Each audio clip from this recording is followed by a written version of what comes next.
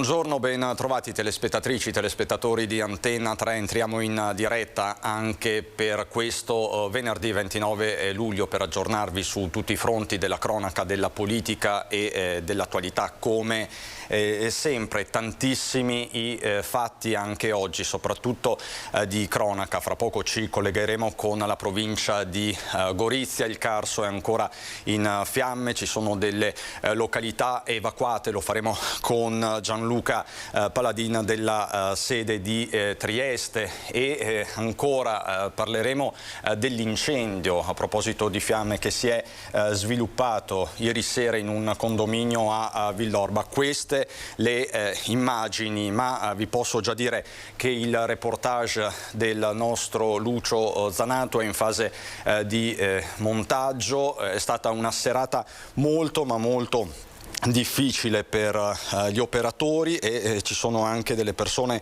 rimaste coinvolte. 3 sono i soggetti che si trovano in ospedale. Questo è proprio un aggiornamento delle 11:54 dell'ULSS 2 Marca Trevigiana. Parliamo di un condomino, quindi di un residente nella palazzina per inalazione, 2 vigili del fuoco, uno per inalazione e uno per disidratazione.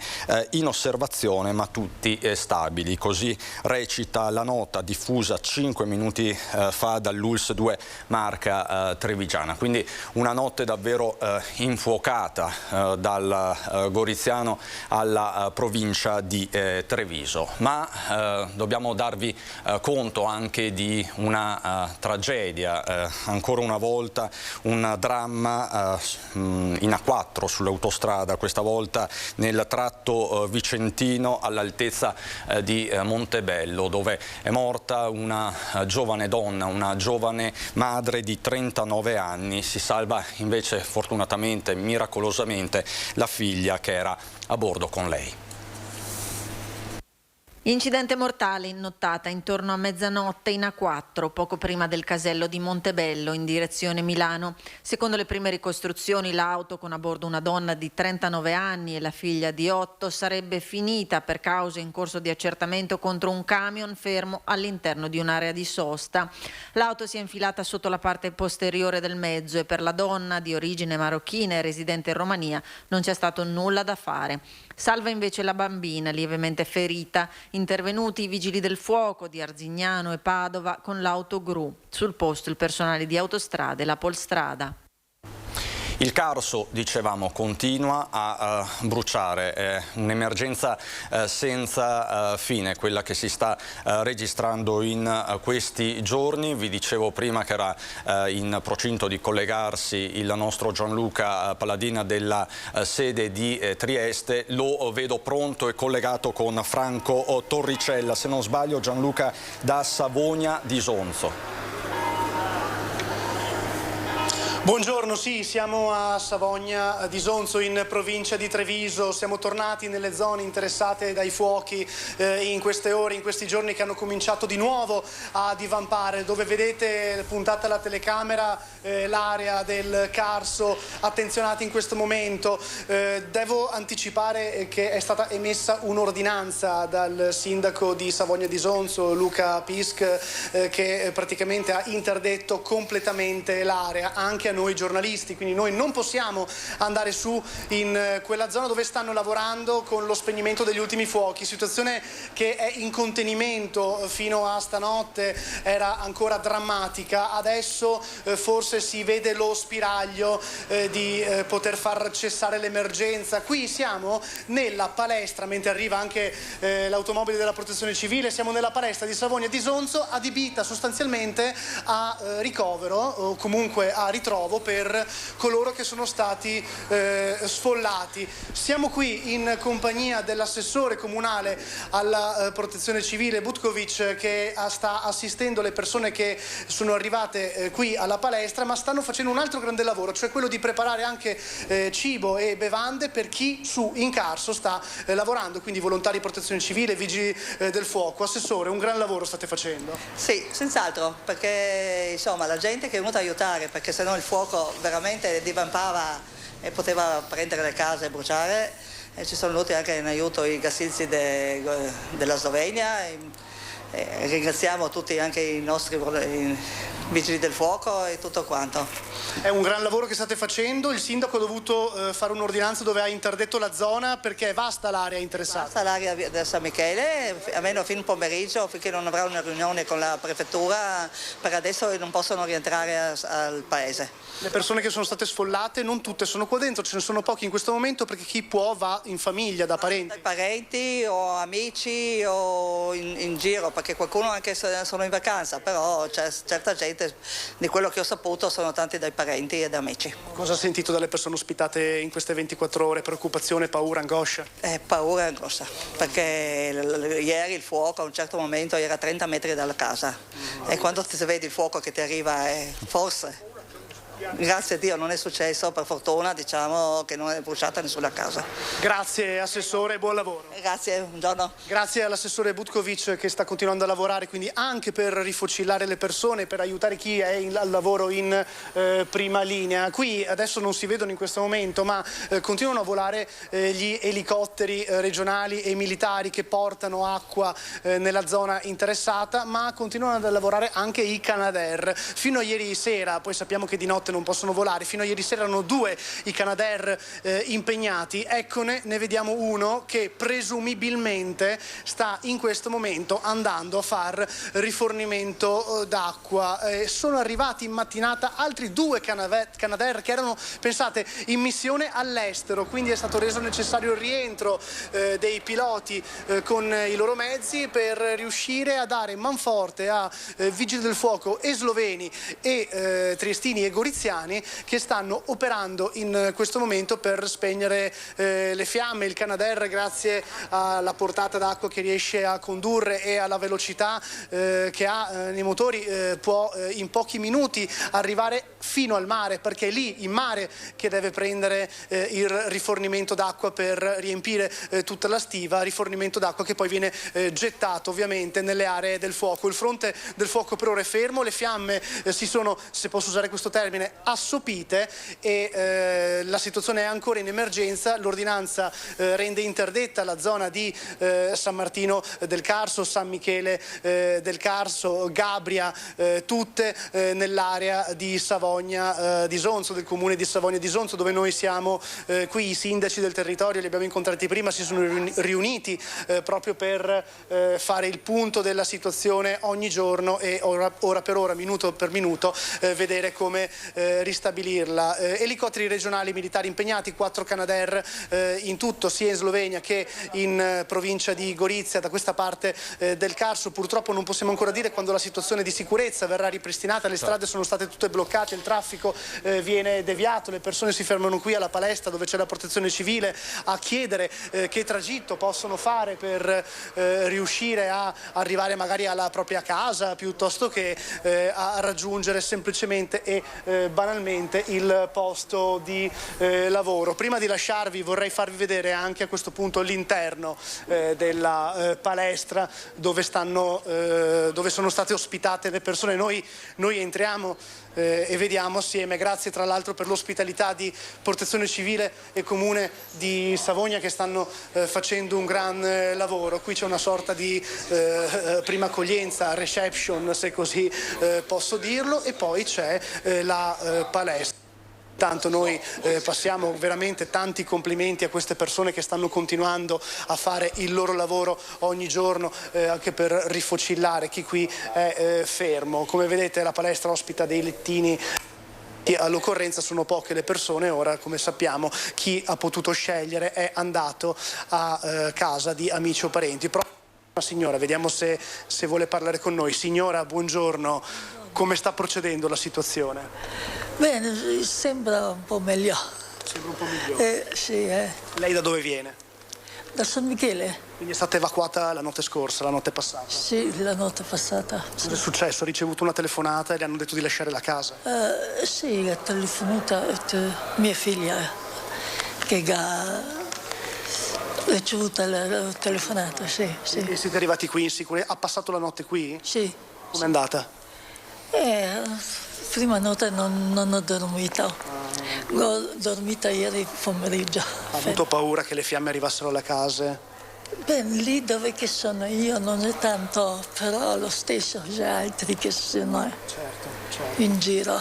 Signora, in bocca al lupo per tutto. Io chiedo anche una battuta a sua figlia, già che lei ha aiutato sua madre ed è un lavoro ovviamente che mette in campo tutte le forze e anche le famiglie stesse.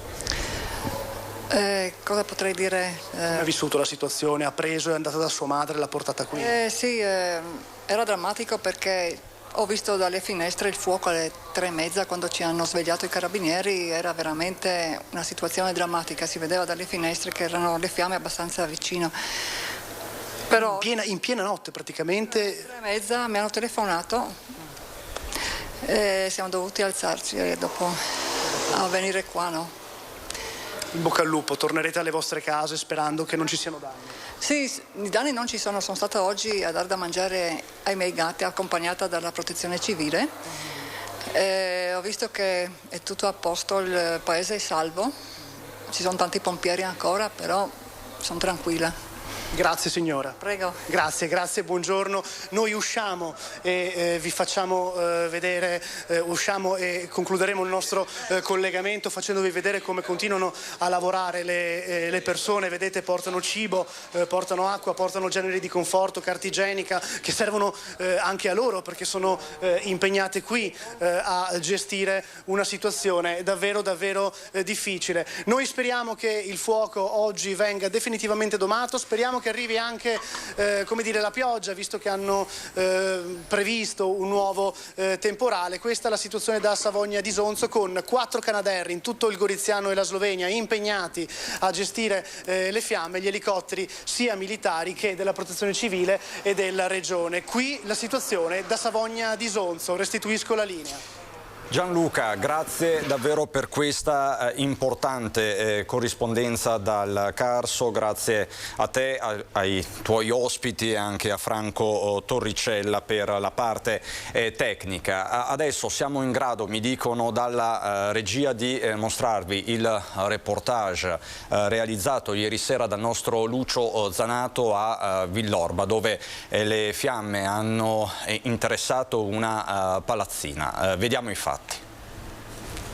Ero in casa, mi hanno avvisato che c'era un incendio e sono corso fuori. Io sto al primo piano, ma era già divampato da un po' l'incendio sull'attico in alto a destra e basta, sono uscito di corsa e dopo è successo quello che è successo. Spero di rientrare almeno per prendere 2 robe, solo per quello, almeno.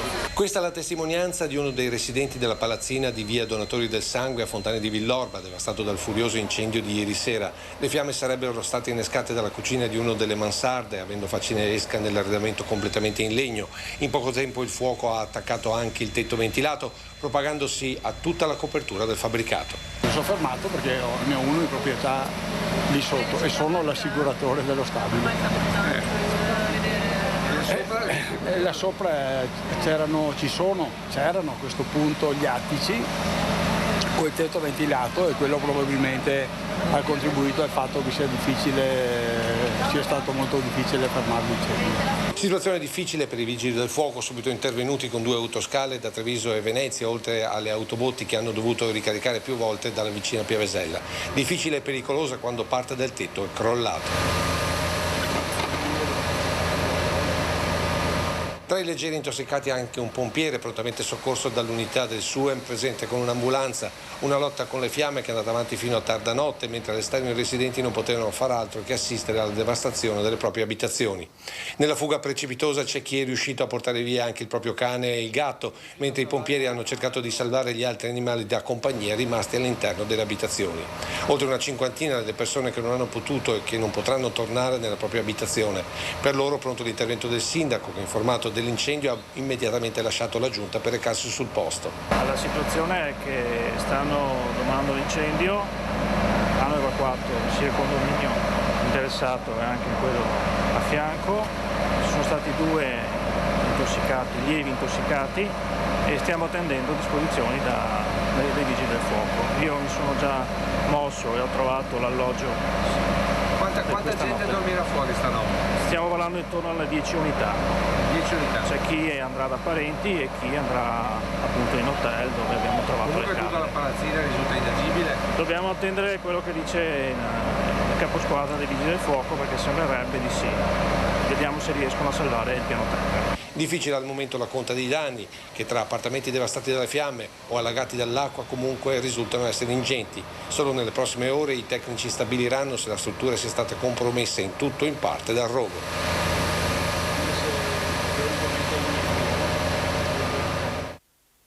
Questo il racconto per immagini del nostro Lucio Zanato con montaggio di Simone Merlo. Tra l'altro vi ricordo ci sono 3 soggetti rimasti coinvolti e attualmente in ospedale.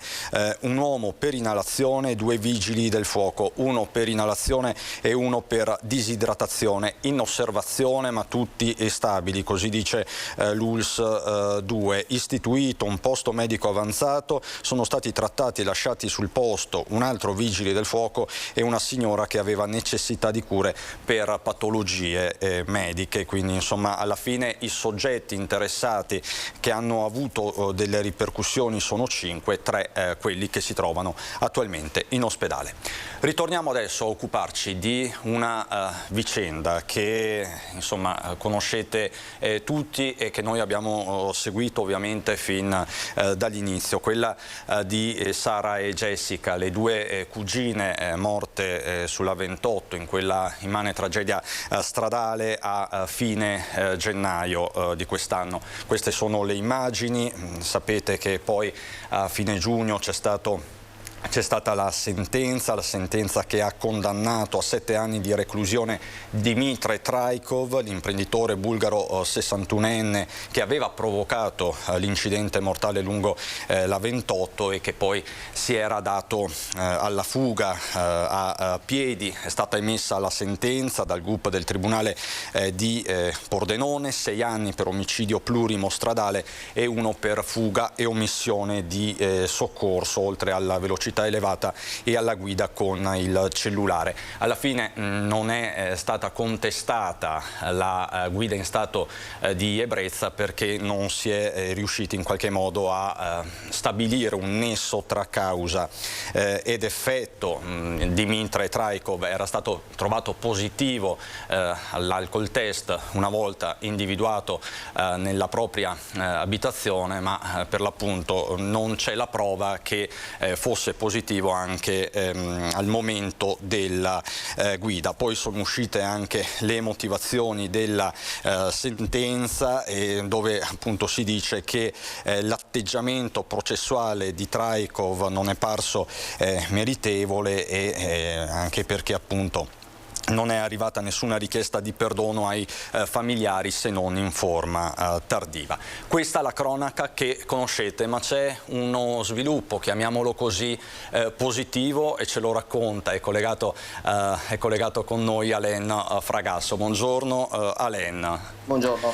Buongiorno. Raccontaci tu cos'è successo ieri pomeriggio.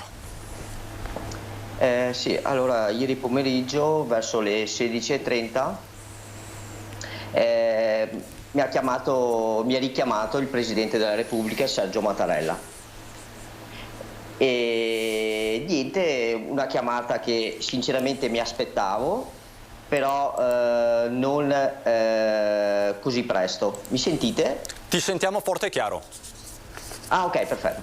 E anche perché la prima volta che ci siamo sentiti mi aveva chiesto personalmente di informarlo alla sentenza e io gli ho mandato un'email, ho chiamato il Quirinale, ho parlato con la sua segretaria che mi ha detto che mi avrebbe fatto chiamare dal Presidente e in effetti così è stato. E me l'aveva promesso anche lui comunque che mi avrebbe richiamato e la prima cosa che mi ha chiesto come stavamo io e mia moglie e i miei parenti. Ecco, te lo aspettavi perché insomma 2 volte comunque è un'emozione da un certo punto di vista. Sì, perché la prima volta mi aveva detto mi raccomando mi tenga informato e io questo ho fatto e è stato di parola. È stato assolutamente di parola, anche perché tra l'altro non è un periodo facile nemmeno per il Presidente della Repubblica, esatto. Quindi che abbia trovato il tempo, il modo di esservi accanto è sicuramente un gesto che va apprezzato. Sì, esatto, soprattutto adesso in questo periodo che siamo un po' stanchi mentalmente, un po' giù di morale, è arrivata giusto per tirarmi su un po' almeno, e anche la prima volta nello stesso periodo mi è arrivata la telefonata, quindi è un segno del destino, qualcosa di positivo. Diciamo che sono quei gesti di conforto che non cambiano i connotati della tragedia, ma per l'appunto danno conforto, e non è cosa da poco. Esatto, soprattutto in questi momenti una delle cose più importanti è il conforto, e anche se il Presidente della Repubblica è stato veramente disponibile, devo ringraziarlo. E senti Alain, lui è entrato nel merito, ti ha detto qualcosa in particolare? Sì, che ha letto la sentenza, che anche purtroppo è bassa, però le leggi sono questi, e infatti mi ha detto che cercheranno di lavorare, di migliorare le leggi, perché sennò è questo che cercano di fare. E perché io gli ho detto: guardate, signor Presidente, guardi, oggi è toccato a me, magari domani tocca un'altra famiglia, e le leggi devono essere riviste. Tutto qui. Quindi diciamo è arrivata una sorta di rassicurazione, un impegno a portare avanti le tematiche della sicurezza stradale, ecco, sostanzialmente questo immagino. Esatto, sì. E infatti la prima volta che mi aveva chiamato mi aveva detto di essere fiducioso alla giustizia. In effetti la prima cosa che mi ha detto è che sono stati veloci, e non è una cosa che magari mi riporta indietro mia figlia e mia nipote, però è un qualcosa che almeno abbiamo voluto con tutte le forze e abbiamo ottenuto. Assolutamente. Allora Alain, resta ancora 2 minuti con me, perché adesso vediamo insieme un bilancio ovviamente provvisorio fatto dalla provincia di Treviso sugli incidenti stradali, proprio sul tema della sicurezza stradale. Lo abbiamo detto più volte, sono mesi molto critici da questo punto di vista. Ecco il servizio. 58 morti e 2.419 incidenti nei quali delle persone sono rimaste ferite più o meno gravemente. Sono preoccupanti i dati sugli incidenti stradali elaborati dall'Osservatorio della provincia di Treviso per l'anno 2021. Se rapportati all'arco temporale di una settimana, corrispondono ad un morto e 6 feriti ogni giorno, in lieve aumento rispetto a quelli degli ultimi 10 anni, che avevano registrato un significativo calo dell'incidentalità nella Marca. Ad allarmare è soprattutto l'esito dei sinistri, con un incremento di quelli mortali rispetto a quelli conferiti. Scontri frontali, fuoriuscite autonome ed investimenti di pedoni la causa principale degli incidenti mortali, con un particolare aumento degli ultimi 2 casi nel 2021. Questa ci fa riflettere, nel senso che fin tanto che la provincia era stata in grado di fare degli investimenti sulla sicurezza stradale, aveva centrato nel decennio 2000-2010 l'obiettivo di ridurre al 50% l'incidentalità stradale, e poi questo trend è andato via via calando, arrivando anche a un certo momento a crescere. Mercoledì e domenica i giorni nei quali ci sono più morti, giovedì e venerdì quelli con più feriti. Le fasce orarie più critiche sono dalle 8 alle 9, dalle 10 alle 11 e dalle 19 alle 20. La maggior parte degli incidenti sono causati da distrazione provocata dall'utilizzo del cellulare alla guida o dall'abuso di alcol o assunzione di stupefacenti. Di qui l'importanza dell'educazione alla sicurezza stradale avviata dalla provincia con un progetto nelle scuole, abbinata ad interventi sulle strade provinciali. Di concerto con i comuni, ricordo 130 interventi finanziati dall'amministrazione provinciale per circa 19 milioni di euro, che generano lavori per quasi 50, e questi insomma andranno a risolvere criticità condivise con i comuni. Così Stefano Marcon, questo è il progetto avviato dalla provincia di Treviso con l'ULSS 2 Marca Trevigiana. Alain, te la senti di fare un appello ai giovani non solo che ci stanno guardando. Questa è un'estate appunto molto particolare da tanti punti di vista e stiamo riscontrando poi nella cronaca di tutti i giorni un aumento di questi incidenti stradali. In apertura di questa edizione abbiamo dato conto della tragedia in A4 nel Vicentino, dove è morta una mamma di 39 anni. Tu proprio da padre che ha vissuto un dramma del genere, che cosa ti senti di dire, che messaggio vuoi lanciare? Allora, voglio solo dire che di avere più educazione stradale, di andare piano con la macchina, perché mettete in pericolo non solo la vostra vita ma anche la vita delle altre persone. E è giusto divertirsi, uno può anche bere, però che faccia guidare un amico che non beva. E io dico solo questo: bisogna stare attenti, andare piano, essere concentrati in macchina e non distrarsi col telefonino, perché è un attimo. Ci sono tante vite per la strada. Io dico solo questo: bisogna essere sempre attenti.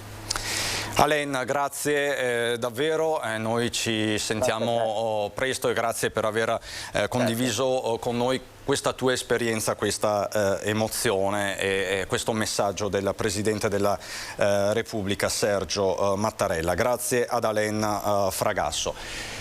Chiedo alla regia se per caso riusciamo già a collegarci con Venezia, con il nostro Filippo Fois. Cambiamo tema, cambiamo argomento, dalla cronaca all'attualità e parliamo di una rivoluzione in corso proprio in laguna, proprio a Venezia. Venezia che si prepara al boom ferragostano.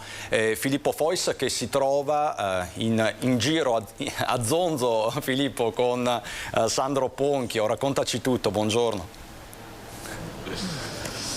Buongiorno Cristian, buongiorno ai nostri telespettatori. Siamo in Strada Nuova, dietro abbiamo un tipico locale veneziano e l'assessore al commercio Sebastiano Costalonga. Tu hai parlato di una rivoluzione ed effettivamente sono diverse le novità che stanno avvenendo su questo fronte a Venezia. Sebastiano Costalonga è l'autore di diverse di queste. La prima che dobbiamo subito ricordare ai nostri telespettatori, che ha fatto molto discutere anche a livello nazionale, è la cosiddetta delibera antipacottiglia. Cosa significa? Il fatto che, anzi, ce la facciamo spiegare proprio dall'assessore Costalonga. Che cos'è la delibera antipacottiglia? Praticamente abbiamo cercato di riprendere l'aspetto, diciamo, storico e culturale della città, che si stava perdendo causa quel turismo mordi e fuggi che ha riempito la città di attività e negozi di bassa qualità, come le calamite che si attaccano nel souvenir, tanto per capirci, e abbiamo trasformato con una delibera dove obblighiamo le attività che possono aprire nelle strade principali della città a tenere una qualità molto alta. Quindi abbiamo stabilito dei codici Ateco ben precisi e l'artigianato, soprattutto storico locale, questi potranno aprire nelle nostre vie principali. Questo sicuramente nel tempo dovrà trasformare la città che appunto si stava perdendo e riportare a quella città che io ricordo quando ero giovane, insomma. È una delibera veramente coraggiosa, devo dire, perché proprio qua vicino dove ci troviamo, in campo San Geremia, credo, doveva aprire un megastore di una grossa catena che vende caramelle, credo, cose del genere. E è una delle 20 attività che sono state bloccate. Sì, assolutamente, siamo già intervenuti a bloccare quella. Il sexy shop che insomma ha fatto scalpore, sono tutte attività che sicuramente non c'entrano niente con la storia della nostra città, e quindi noi questa delibera assieme alla sovrintendenza e alla Regione Veneto daremo sicuramente un'impronta diversa, necessaria, perché purtroppo, soprattutto parlando degli artigiani, gli artigiani si stavano un po' perdendo, e quindi perdere quello che è la vera, diciamo, storia di Venezia, le persone che hanno costruito quello che è Venezia, perché i palazzi sono belli ma c'erano artigiani che li hanno fatti, e questi artigiani si stavano finendo nelle zone periferiche della città e anche perdendosi, e quindi non c'era neanche il ricambio generazionale. Noi non solo con questa manovra cerchiamo di riportarli al centro, ma poi proprio ieri abbiamo consegnato una delibera, daremo agli artigiani 1.500.000 euro di soldi veri per riprendersi dal periodo della pandemia, e quindi proprio un'attenzione all'artigianato veneziano che ha fatto il nome di Venezia. Ha fatto la storia, tra l'altro è una cifra enorme, perché credo che la Regione Veneto abbia stanziato 5 milioni per tutta la regione. Assolutamente, infatti veramente abbiamo, grazie al sindaco e anche all'assessore al bilancio che tiene il bilancio in regola del Comune di Venezia, abbiamo dato la possibilità di fare questa azione che io tanto ho chiesto, e sono veramente felice di poter dare questa linfa a queste attività nostre veneziane. Ecco, e parliamo dei pianini, che poi è assieme a questi finanziamenti che arriveranno agli artigiani di Venezia, è una delle novità proprio di queste ore. I cosiddetti pianini cosa sono? Alla fine sono i plateatici, vale a dire quindi lo spazio di terreno pubblico che viene concesso ad attività commerciali o a pubblici esercizi. Da questo punto di vista innanzitutto c'è un altro provvedimento a favore delle attività locali, cioè quelle fatte da residenti per i residenti. Sì, infatti l'intenzione era quella di aiutare tutti i negozi vicinato. È una delibera, in questa delibera, oltre ai pianini che sono appunto i plateatici per Venezia, diamo la possibilità a tutte le attività rivolte al residente, al cittadino, la possibilità di avere un plateatico per fare l'esposizione della propria merce, come il ferramenta, il fruttivendolo, tutte queste attività erano state bloccate nelle giunte di sinistra, soprattutto nelle vie maestre, perché dicevano che a livello paesaggistico creavano fastidi. In realtà, come adesso siamo riusciti a entrare proprio in sintonia con la sovrintendenza, queste attività fanno parte della storia di Venezia, e quindi sono parte della paesaggistica, e quindi questi devono rimanere, e quindi noi con questa delibera daremo loro la possibilità di chiedere il plateatico. Mi viene in mente nelle strade qua di Strada Nuova il negozio di tessuti, che addirittura siamo alla quinta generazione, loro appendevano i tessuti appoggiati su uno sgabello, ed era proprio, veniva dipinto sui quadri questa cosa, e le giunte passate l'avevano tolti via. Io con questa manovra sicuramente avranno la possibilità di ritornare, e rivedremo finalmente queste belle stoffe appoggiate a questi bellissimi sgabelli. C'è però un altro problema, che è quello dei plateatici dei bar. Da questo punto di vista cosa è successo? Naturalmente, come in tutte le altre zone d'Italia, si è concesso per l'emergenza coronavirus la possibilità di mettere dei tavolini fuori dai propri locali. Non sono mancate le polemiche a Venezia, nel senso che naturalmente in una città che ha un tessuto urbanistico molto particolare rispetto ad altre città, c'erano delle calli in cui si faceva difficoltà a passare, e da questo punto di vista poi c'era anche chi si era ingrandito un pochino tanto, in alcuni punti. Lì che cosa avete deciso? Allora, innanzitutto la delibera terminerà quella della possibilità di avere i plateatici Covid, e emergenza anche della guerra, è stata messa termina a settembre, quindi al 31 di settembre finisce questa cosa. Nel frattempo noi abbiamo cercato già di riprogrammare quelli che sono quello che è la pianificazione del territorio legato ai plateatici, pronti per quando a settembre scade questa norma, tornerà tutto nella normalità, e ci sono grosse differenze rispetto a prima, nel senso che è stato fatto un lavoro insieme con sia le associazioni di categoria, sovrintendenza, ma anche con le associazioni cittadine, per riuscire a trovare l'equilibrio giusto tra necessità delle attività e necessità del cittadino. Quindi è stato rivisto, togliendo da qualche parte, aggiungendo da un'altra, ma siamo riusciti a fare veramente un'operazione giusta. E la cosa innovativa è: noi daremo i plateatici a tutte quelle attività che portano con sé una tradizione, come ad esempio questo locale si fa cicchetteria veneziana, e quindi vogliamo premiare tutte quelle attività che sono legate alla storia di Venezia, che portano valore aggiunto, non quelle cose come la pacottiglia che servono per il turista mordi e fuggi. A questi gli sarà dato la concessione del plateatico, però c'è una cosa: che se domani questa attività vende a qualcun altro, arriva McDonald's, tanto per dire, il comune avrà la possibilità di ritirare il plateatico. Quindi qualità, e se questa qualità non c'è, pronti a togliere ciò che non va più bene a Venezia. Proprio una rivoluzione sul modo di pensare della città.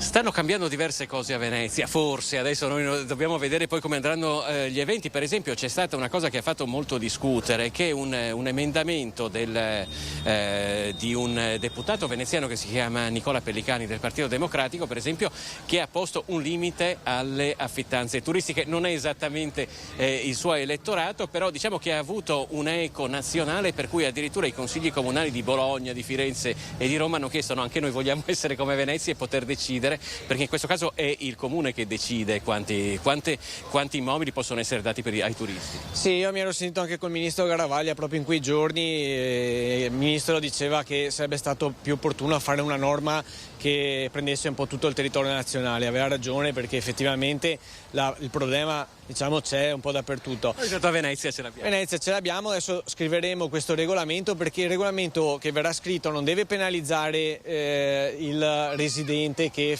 grazie a questa attività riesce anche a rimanere a Venezia, ma dobbiamo trovare il sistema di evitare di quelle situazioni che anche portano sempre nella qualità, portano bassa qualità anche al turista e quindi poca sicurezza nella città. Cioè, noi abbiamo bisogno di regole certe e chi vuole fare quell'attività dovrà farlo rispettando certi crismi che vanno a favore di una certa, diciamo, direzione, perché noi vogliamo puntare soprattutto sul turista che viene qui a Venezia per godere, insomma, del piacere di viverla a Venezia e di capire come vivono i veneziani.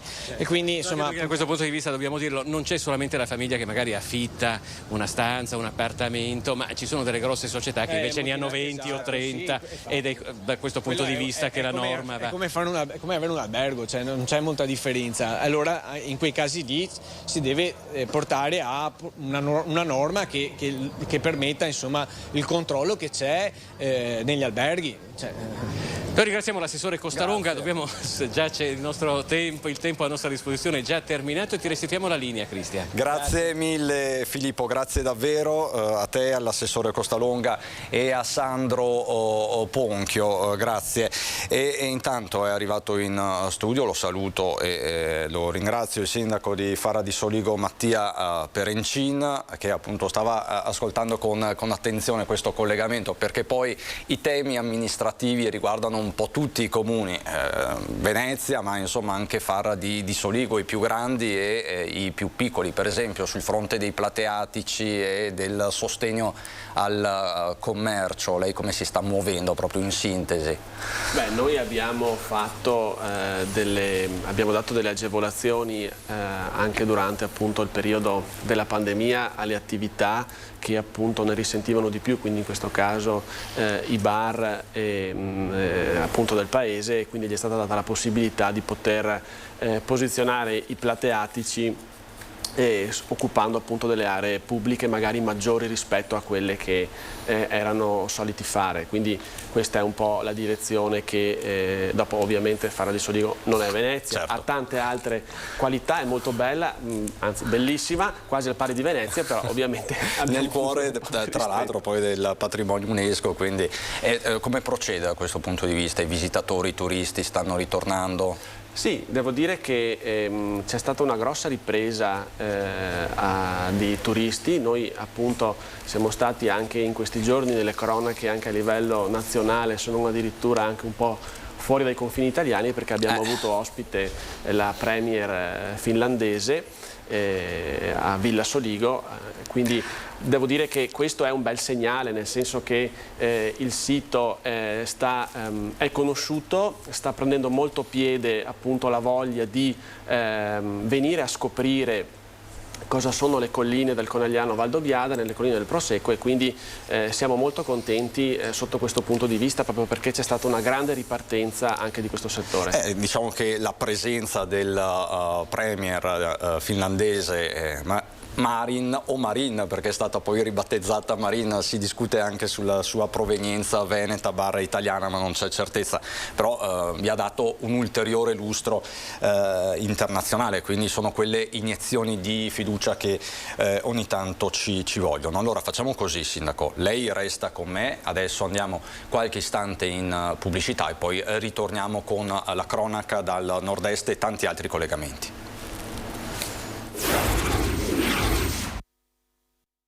Di nuovo in diretta, è rimasto con me il sindaco di Fara di Soligo, Mattia Perencin, ma c'è la cronaca che incombe tanti fatti. Vi dicevo, andiamo nel Polesine. Il Polesine è sotto shock dopo il ritrovamento di una gamba mozzata nella chiusa del canale Adigetto a Villanova del Ghebo. Questo è anche il titolo, tra l'altro, utilizzato dalla Voce di Rovigo. Polesine sotto shock. Il ritrovamento nel tardo pomeriggio di ieri, quando sono stati rinvenuti a pochi chilometri più a monte, all'Endinara, altri resti umani racchiusi in sacchi neri dell'immondizia. Si tratta del tronco e della testa di un uomo. In seguito a questi ritrovamenti i carabinieri sono tornati nei pressi della chiusa di Villanova del Ghebo, dove hanno trovato un altro sacco dell'immondizia contenente le 2 braccia. La procura di Rovigo ha dunque aperto un fascicolo per omicidio, disposto gli esami per conoscere l'identità della vittima. Stando alle indagini del medico legale, i resti umani sarebbero stati in acqua da giorni, al massimo poche settimane. I dettagli saranno chiariti a seguito dell'esame autoptico. Quindi è un ritrovamento davvero macabro. Diciamo che veramente è una vicenda che lascia sbalorditi. Quindi prima il ritrovamento della gamba mozzata a Villanova del Ghebo, poi altri resti a Lendinare, insomma. Staremo a vedere. Adesso nel Padovano, dove vi raccontiamo l'odissea di 5 stranieri che si trovavano nascosti dentro un camion. Sono stati scoperti a Limenella dalla polizia stradale. Sono arrivati in Italia clandestinamente nascosti nel cassone di un camion. Il loro viaggio è finito all'autogrill di Limenella lungo l'autostrada A4. Si tratta di 8 persone, 3 provenienti dal Pakistan, 2 minori dall'Afghanistan e 3 di cui si sono perse le tracce. È successo mercoledì pomeriggio, quando gli agenti della polizia stradale sono stati fermati dal gestore dell'impianto di carburanti dell'area di servizio padovana. L'uomo segnalava la presenza di 3 persone viste uscire da un camion. Gli agenti hanno quindi identificato i 3 pakistani, intercettando anche i 2 minori afghani. Dopo un'attenta visione delle telecamere a circuito chiuso, gli agenti hanno ricostruito che dal camion telonato erano uscite altre 3 persone che sono riuscite però a darsi alla fuga. Considerate le precarie condizioni in cui le 5 persone si trovavano, i poliziotti hanno innanzitutto provveduto a soccorrerli, ristorandoli con cibo e bevande. I 5, tutti sprovvisti di documenti, sono stati accompagnati in questura e poi affidati all'ufficio immigrazione. Episodi che capitano sempre più spesso e che vi raccontiamo. Tra l'altro la scorsa settimana avevamo il sindaco di Cessalto, Emanuele Crosato, che ci ha raccontato di quel minorenne abbandonato di fatto all'autogrill di Cessalto. Sindaco Perencin, come valuta questo fenomeno? Perché di fatto è un fenomeno. Sì, questo è un fenomeno ormai che si trascina da tanti anni, è una situazione che come ha successo al collega di Cessalto, capisco anche le sue preoccupazioni, perché ovviamente avendolo scaricato di fatto, abbandonato di fatto in autostrada, si trova adesso il comune a dover sborsare dei soldi per tenerlo, diciamo, in quanto appunto minorenne e soprattutto lo ha lasciato appunto lì sulla zona di Cessalto. Quindi sono situazioni veramente molto complesse, soprattutto perché poi spesso e volentieri passano anche per i comuni, nel senso che molto spesso e volentieri ci troviamo anche noi a gestire in prima persona situazioni così complesse. Questo è un fenomeno che va assolutamente risolto, va messo un freno anche nei confronti appunto di queste persone che scappano da paesi ostili, e quindi io credo che serve una politica nei confronti dell'immigrazione molto più forte e molto molto più dura, cercando di dare delle risposte concrete e garantendo soprattutto anche una presenza massiccia del territorio di controlli che spesso appunto non ci sono per carenza di personale o per altre mille difficoltà a livello burocratico. Diciamo che questo sarà uno dei temi, è già uno dei temi della campagna elettorale inevitabilmente, e poi appunto in questi giorni stiamo assistendo a un aumento degli sbarchi, vediamo le scene di Lampedusa, anche di Pantelleria, quindi insomma il tema c'è. Sì, il tema c'è e c'è da tempo, esce sempre durante la campagna elettorale. La speranza è che però da un lato si intervenga e si faccia anche qualcosa, anche per dare delle risposte certe anche nei confronti della popolazione, della gente che le chiede da molto tempo. Speriamo non siano solo temi da campagna elettorale, come spesso siamo abituati a sentire, ma dico questo potremmo parlarne di altrettanti temi. Certo. Adesso pare tutto concentrato sulla campagna elettorale e si parla più che altro di liste, collegi e chi viene garantito. E dopo lo faremo nella seconda parte di questa edizione. E c'è un altro fronte che vede impegnati i comuni, le autorità sanitarie, quello della West Nile, della febbre del Nilo. C'è stata una recrudescenza di fatto in questa estate caratterizzata da forti temperature, da temperature record, da cambiamenti climatici vistosi. C'è un aggiornamento che vi dobbiamo dare dal Padovano, perché salgono i casi di contagio da febbre del Nilo. Vediamo. Terza vittima provocata dal virus West Nile. Si tratta di un 88enne di Vo ricoverato da qualche giorno a Schiavonia per le complicanze della febbre sopraggiunta assieme ad altri sintomi tipici della febbre del Nilo trasmessa dalle zanzare. Si tratta del secondo decesso avvenuto all'ospedale di Schiavonia e che si aggiunge al primo che era invece stato registrato nei giorni scorsi a Piove di Sacco. Anche il bollettino dei ricoveri in azienda ospedaliera è salito. Il laboratorio di analisi dell'ospedale Università di Padova ha individuato 2 nuovi casi certi di West Nile. Si tratta di una donna di 72 anni di Correzzola, ricoverata nel reparto di neurologia dell'ospedale Sant'Antonio, e di una 62enne di Villafranca Padovana che si trova invece nel reparto di malattie infettive. Altri 2 casi sono invece in fase di accertamento, ma i sintomi che presentano sembrano ricondurre proprio al virus West Nile. Si tratta di un 78enne di Arzer Grande e di una 36enne di Codevigo, entrambi ricoverati. L'azienda ospedaliera ricorda che il West Nile virus è una malattia infettiva di origine virale non contagiosa trasmessa dalle zanzare, e per questo bisogna proteggersi usando repellenti nelle parti scoperte del corpo e evitando nelle case e nei terreni ristagni d'acqua che diventano habitat ideali per uova, larve e insetti adulti. E nelle operazioni di disinfestazione sono coinvolti proprio i comuni. Sindaco, lei da questo punto di vista si è mosso, si sta muovendo? Sì, noi abbiamo fatto un'ordinanza, ho firmato un'ordinanza ancora qualche tempo fa, appunto invitando la popolazione a non avere ristagni d'acqua nei sottovasi piuttosto che in altri ambienti. Noi come comune abbiamo anche aumentato la disinfestazione delle caditoie pubbliche, poi abbiamo comperato noi dei blister che abbiamo di fatto dato ad ogni famiglia che lo poteva venire a ritirare in municipio, con delle pastiglie proprio che andavano a colpire le larve delle zanzare. Quindi a livello gratuito i cittadini di Farra potevano e possono tuttora venire a ritirare delle pastiglie in comune proprio per disinfestare anche le parti dei cortili privati e delle case. Quindi insomma c'è una grossa attenzione anche su questo tema, perché ovviamente bisogna preoccuparsi nella giusta misura, però ovviamente lo guardiamo anche noi con molta attenzione e con molta apprensione anche sotto questo punto di vista, anche perché complice la calura, complice tutta una serie di altri fattori che si sommano, insomma è impegnativa anche questa cosa e sicuramente sarà da tenere monitorata.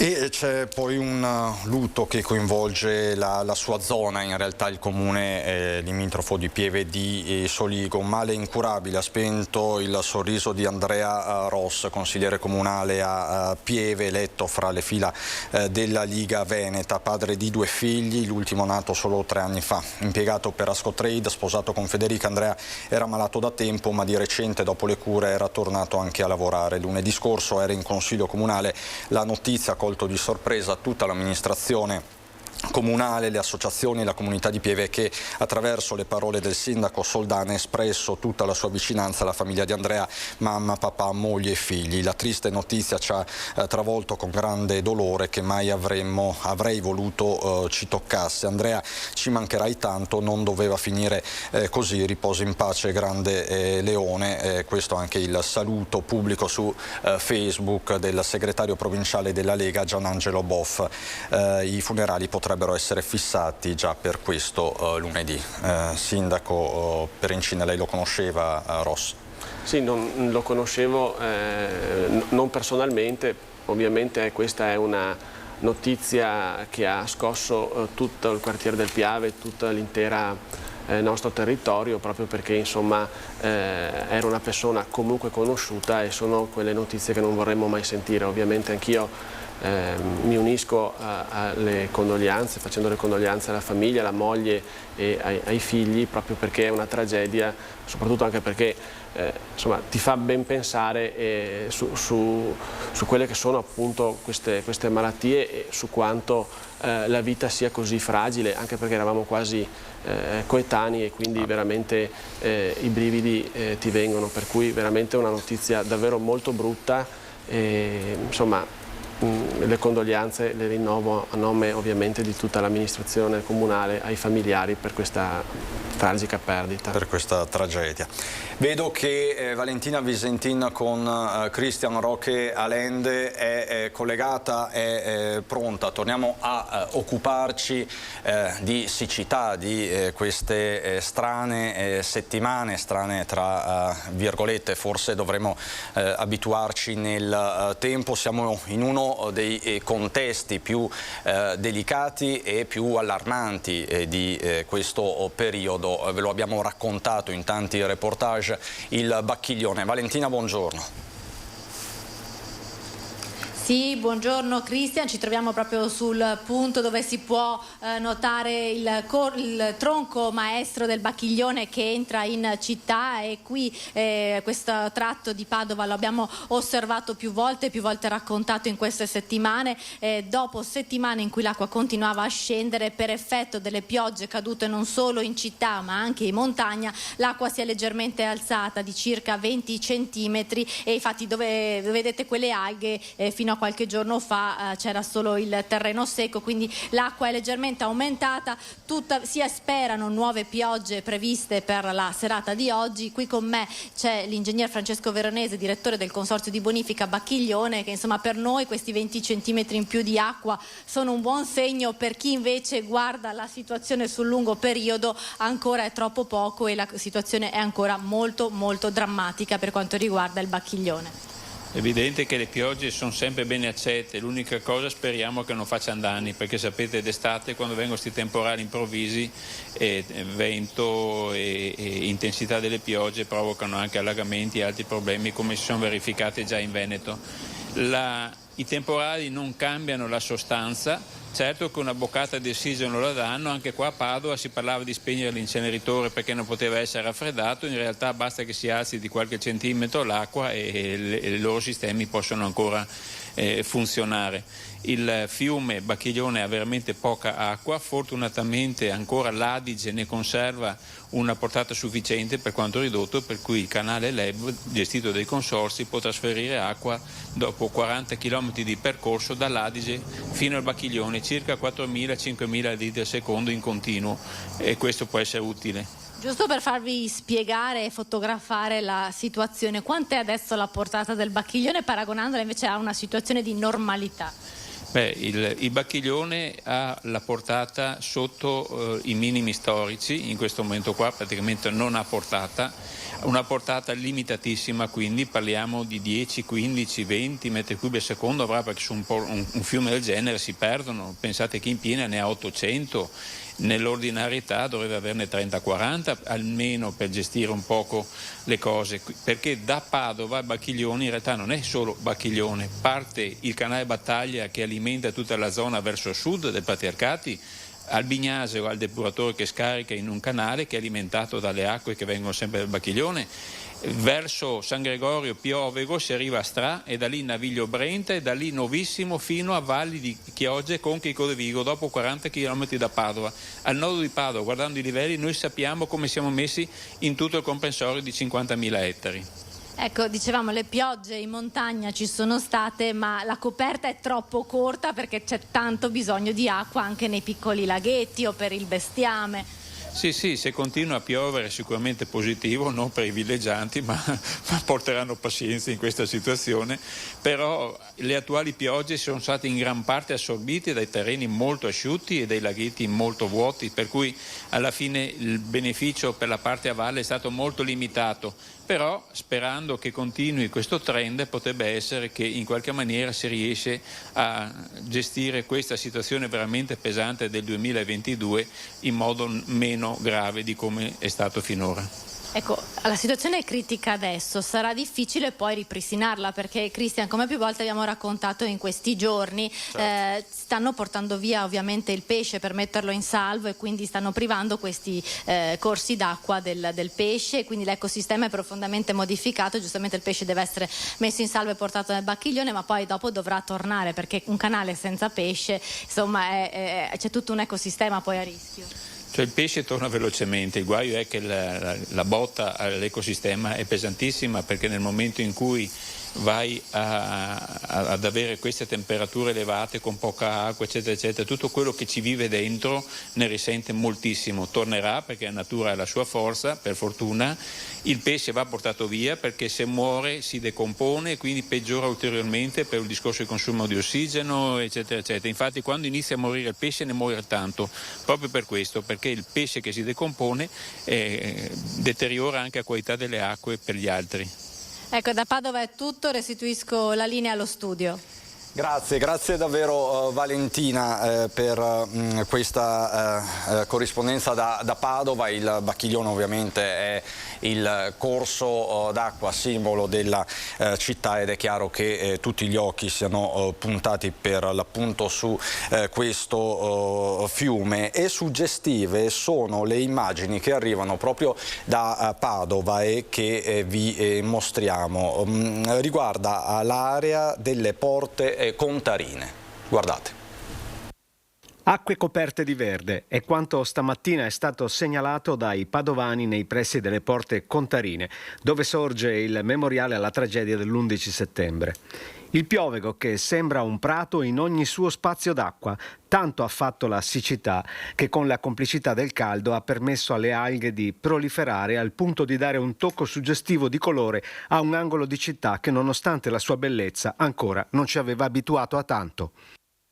Ecco, un tocco suggestivo, ma per l'appunto derivante da una problematica che da emergenziale, sindaco Perencin, rischia di diventare strutturale. Cioè dovremo abituarci da qui ai prossimi anni. Nei giorni scorsi, martedì, il governatore Zaia da Venezia, da Palazzo Balbi, l'ho detto chiaro e tondo, le previsioni per i prossimi anni ci dicono che questa non è una situazione eccezionale, ma sarà la norma. Purtroppo sì, abbiamo già una situazione difficoltosa anche in alcuni comuni della mia zona, non a caso in alcune aree sono lì con le cisterne dell'acqua. Sicuramente dovremo fare tutti una riflessione anche su come recuperare eventualmente l'acqua nei periodi in cui piove di più, perché poi ci troviamo a pagare situazioni come quelle che stiamo vivendo tutti i giorni, con l'angoscia appunto di trovarci le falde dei pozzi dove peschiamo per l'acquedotto asciutte. Noi per esempio a Farra di Soligo abbiamo attivato un ulteriore pozzo, però la parte appunto di Farra dove si attinge l'acqua dalle sorgenti è asciutta già da 1 mese e mezzo, quindi è un fenomeno sicuramente preoccupante, proprio perché chi avrebbe mai pensato che nel 2022 ci trovassimo in una situazione di questo tipo a tra virgolette rubarci quasi l'acqua, è veramente molto preoccupante. E poi vedendo anche le immagini del Bacchiglione, sentendo anche ciò che ha detto poco fa la persona che è intervenuta prima di me. Condivido tutta l'analisi, nel senso che i fiumi ormai sono completamente a secco. Io proprio ieri ho sentito anche il gruppo dei pescatori delle valli del Soligo che mi hanno rappresentato la preoccupazione che c'è ovviamente per tutta quanta anche la fauna ittica, perché questo è un altro problema, nel senso che i pesci sono quelli che non sono morti, purtroppo sono tutti all'interno di buche che chissà per quanto potranno ancora resistere. E poi c'è l'altro fenomeno, infatti il Genio Civile ieri ha sospeso anche la concessione delle licenze per l'attingimento dell'acqua nei corsi d'acqua, quelli che appunto avevano ancora l'acqua, proprio perché c'è un problema anche sul settore dell'agricoltura, perché ovviamente io parlo della mia zona, tutta la parte dell'area delle rive eroiche sta soffrendo molto, soprattutto le nuove Barbatelle, proprio perché da diverse settimane non piove, quella poca pioggia che ha fatto non è bastata per dare un po' di vitalità alla pianta, c'è grande preoccupazione, quindi io a qualcuno ho detto pare quasi di tornare a rubarci l'acqua, una battaglia dell'acqua, quindi veramente è una situazione molto anche una battaglia dell'acqua tra montagna e pianura per certi versi, che si sta riproponendo in termini molto pratici. Sindaco Dario Scopella, sindaco di Serena del Grappa, buongiorno. Buongiorno. Allora, solitamente Serena del Grappa, tutta l'area del Feltrino occidentale è un'area molto piovosa, siamo abituati a dare comunicazione di dati fluviometrici importanti, però appunto questa situazione di emergenza adesso riguarda davvero tutti. Com'è la situazione sul suo territorio, Sindaco? Sì, la situazione di emergenza di estrema criticità è presente anche nel comune di Serena, ma come in tutta la provincia di Belluno. Io effettivamente non ho mai visto una situazione di questo genere.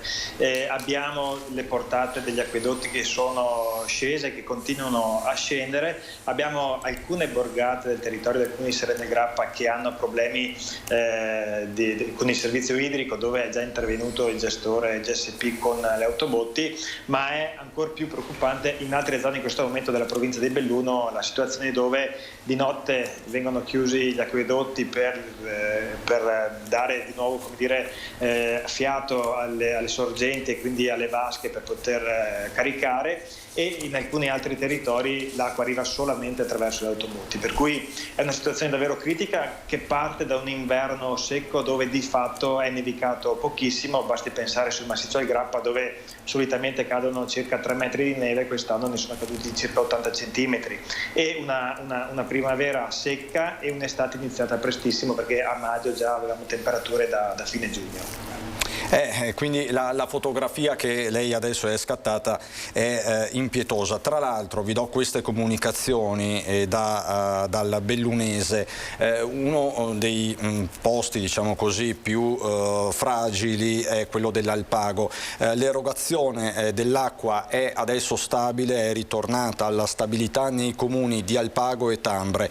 I razionamenti notturni messi in atto da BIM in località Villanova hanno permesso ai serbatoi locali di stabilizzare la fornitura giornaliera alle utenze di Puos e Farra in Alpago, quindi parliamo di varie frazioni, fra cui anche Borsoi. La sorgente del Venal che alimenta parte dell'Alpago e di Ponte nelle Alpi è passata dai 74 litri al secondo di inizio luglio ai 45 litri al secondo delle ultime ore. Grazie ai razionamenti notturni e alle interconnessioni tra acquedotti si è però riusciti a mantenere stabile la fornitura idrica giornaliera. Proseguono i rifornimenti continui con autobotti di GSP e Vigili del Fuoco nelle vasche di accumulo di Buscole, Piai, Pianture di Alpago e dei serbatoi di Quantin e Mareschiata di Ponte nelle Alpi. Permangono anche i razionamenti in alcune zone di Belluno, quali il Nevegalla.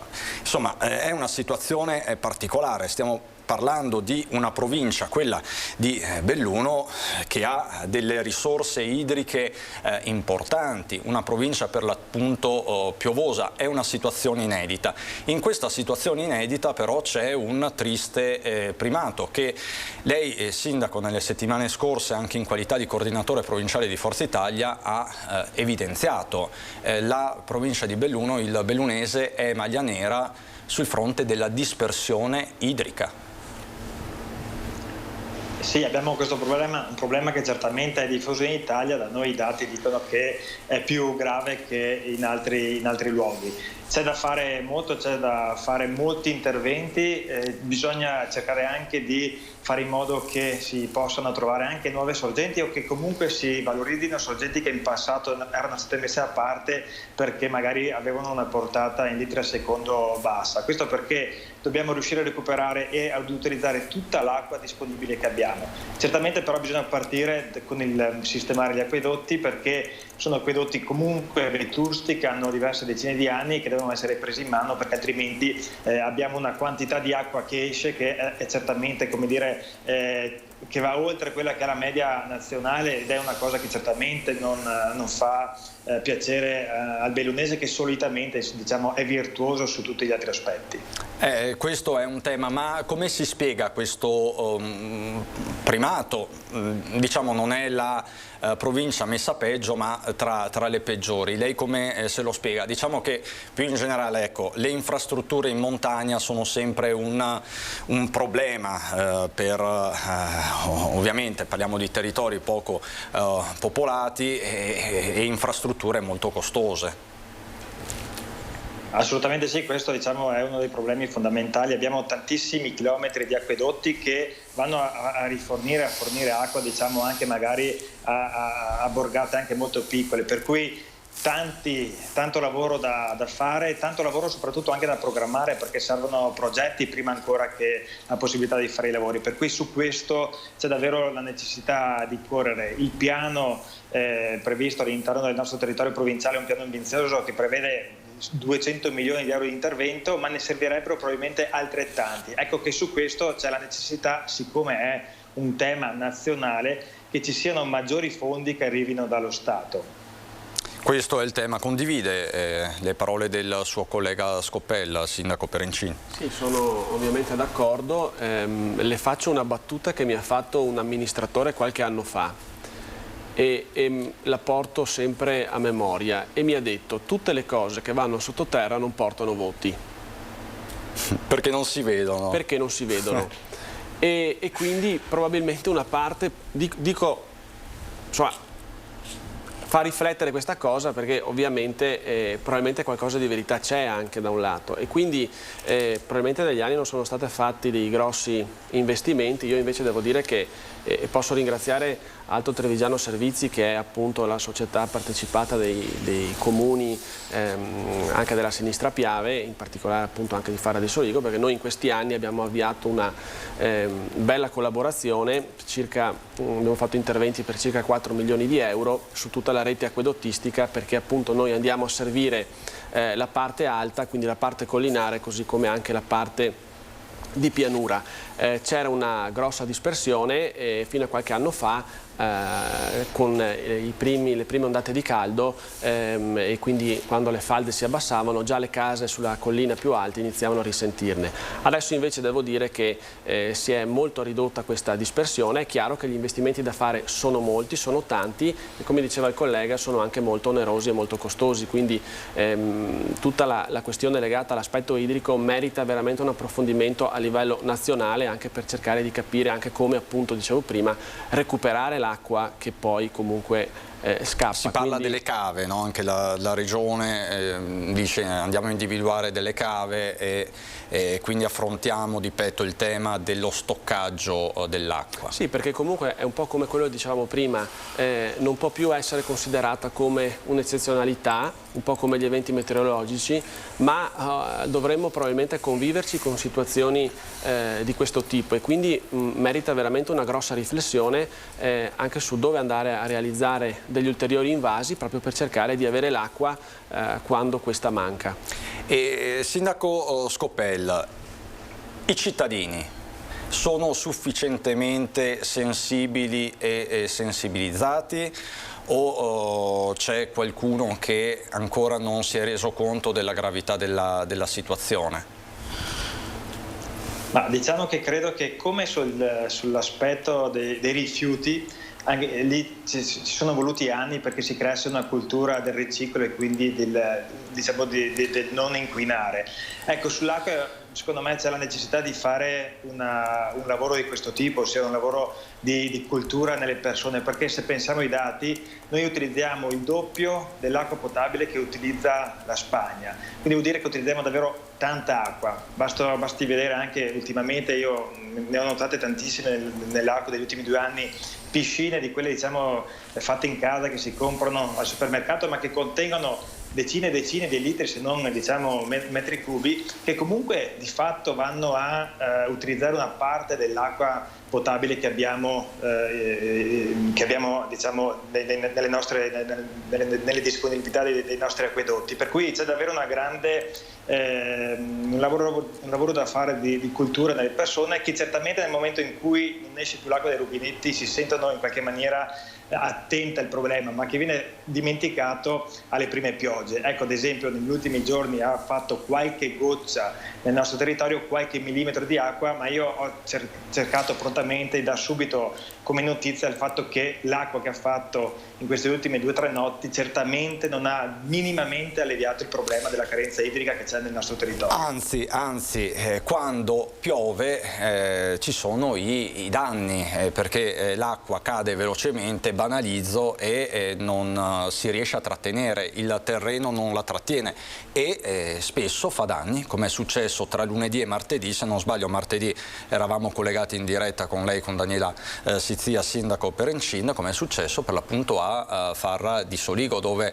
è stato scoperchiato anche il tetto del cimitero.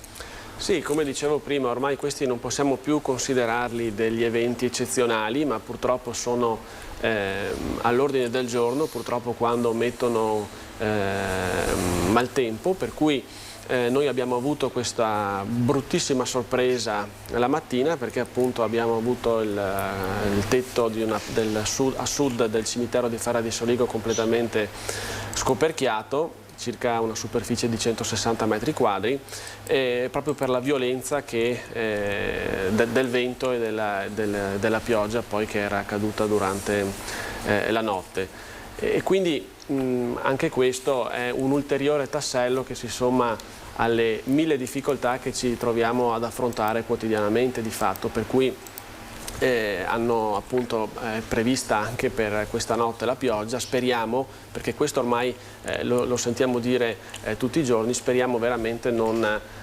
succedano brutte cose, anche perché purtroppo adesso quando piove fa degli acquazzoni molto intensi e quando li fa provoca danni, quindi c'è il terrore della grandine, c'è il terrore che queste forti precipitazioni, che di fatto non fanno bene, cioè fanno bene al territorio, in questo caso a tutti, se cadono pian pianino e per una settimana con moderazione e per qualche giorno di seguito. Ma tutto concentrato magari in un'ora insomma provoca danni solitamente, e quindi si vivono momenti veramente di angoscia.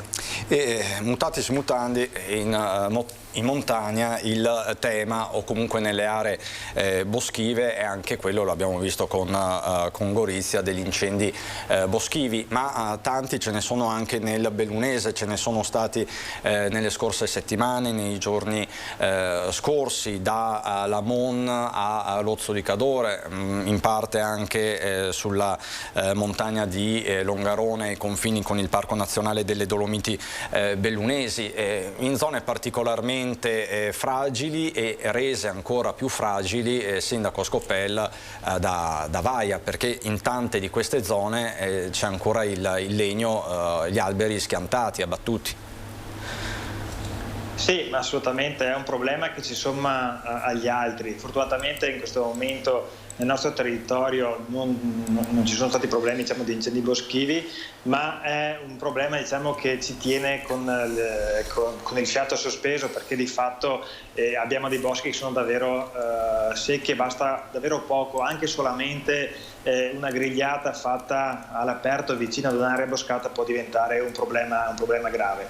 Quindi anche su questo abbiamo sensibilizzato i cittadini e speriamo davvero che si possano risolvere questi problemi con almeno i temporali di questi giorni, anche se poi, come diceva prima il collega, ogni qualvolta arriva un temporale siamo lì con il cellulare in mano guardando il radar per cercare di capire se la cellula temporalesca è troppo violenta oppure no, per cui ogni volta che non piove è una mezza cosa positiva perché almeno non ci sono stati dei danni idrogeologici.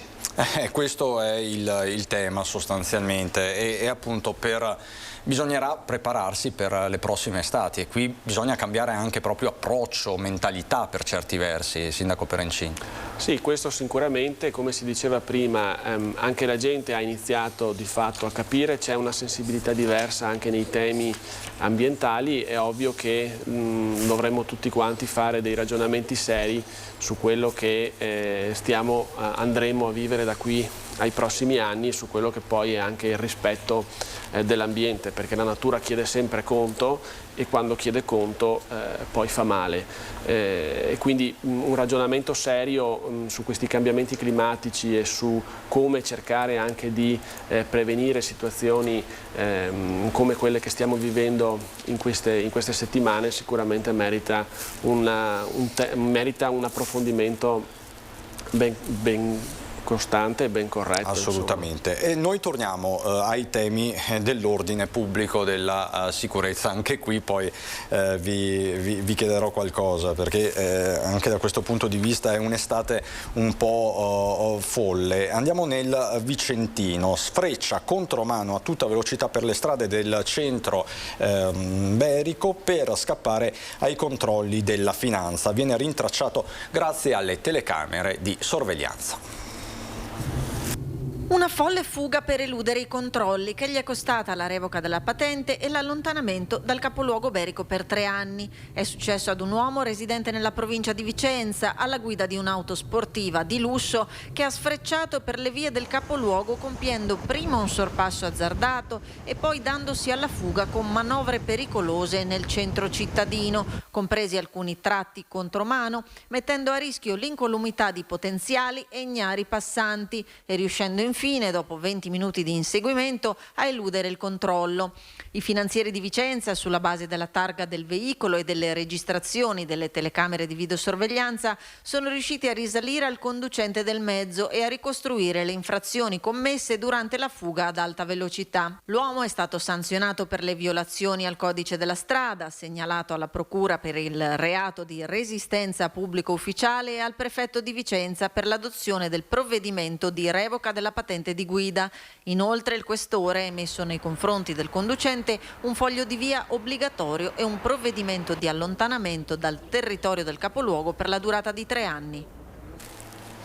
Diciamo che in questi giorni vi stiamo raccontando di tanti provvedimenti di allontanamento. Abbiamo aperto anche questa prima edizione con i DASPO, cosiddetti Willy, che sono stati emanati nei confronti di 7 minorenni. Il teatro, lo scenario è sempre quello di Jesolo, che in questi giorni è sulle cronache, ahimè non solo nazionali, anche tedesche, e questo non fa bene al turismo, questa escalation comunque di violenza, di fatti che vedono protagonisti giovanissimi. Da questo punto di vista, Sindaco Perencin, quando si parla di baby gang, violenza giovanile, sono fatti che riguardano solo le grandi città oppure le città del divertimento, balneari come Jesolo, o lei avverte un tema anche sul suo territorio? Diciamo che ormai è purtroppo un tema diffuso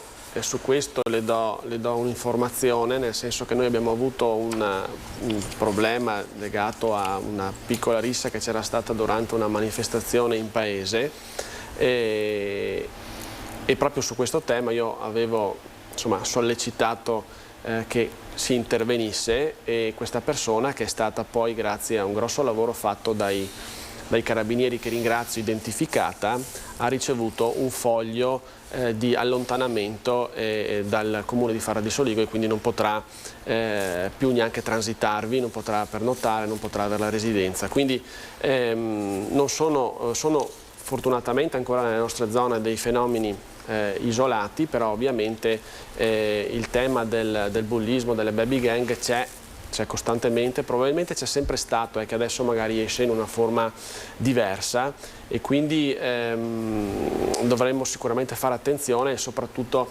iniziare fin dalle scuole a far parlare questi ragazzi, a confrontarsi, a discutere, a dialogare, proprio perché probabilmente le nuove società, le nuove generazioni sono un po' diverse rispetto a quelle di qualche anno fa, e quindi c'è sicuramente bisogno di un confronto maggiore anche per poi andare a contrastare o a prevenire fenomeni antipatici o appunto ben peggiori come quelli che si leggono nei giornali costantemente. E quindi il tema riguarda anche la provincia, diciamo, non solo i grandi centri cittadini o le città balneari. Sindaco Scopella, qual è il suo sentore?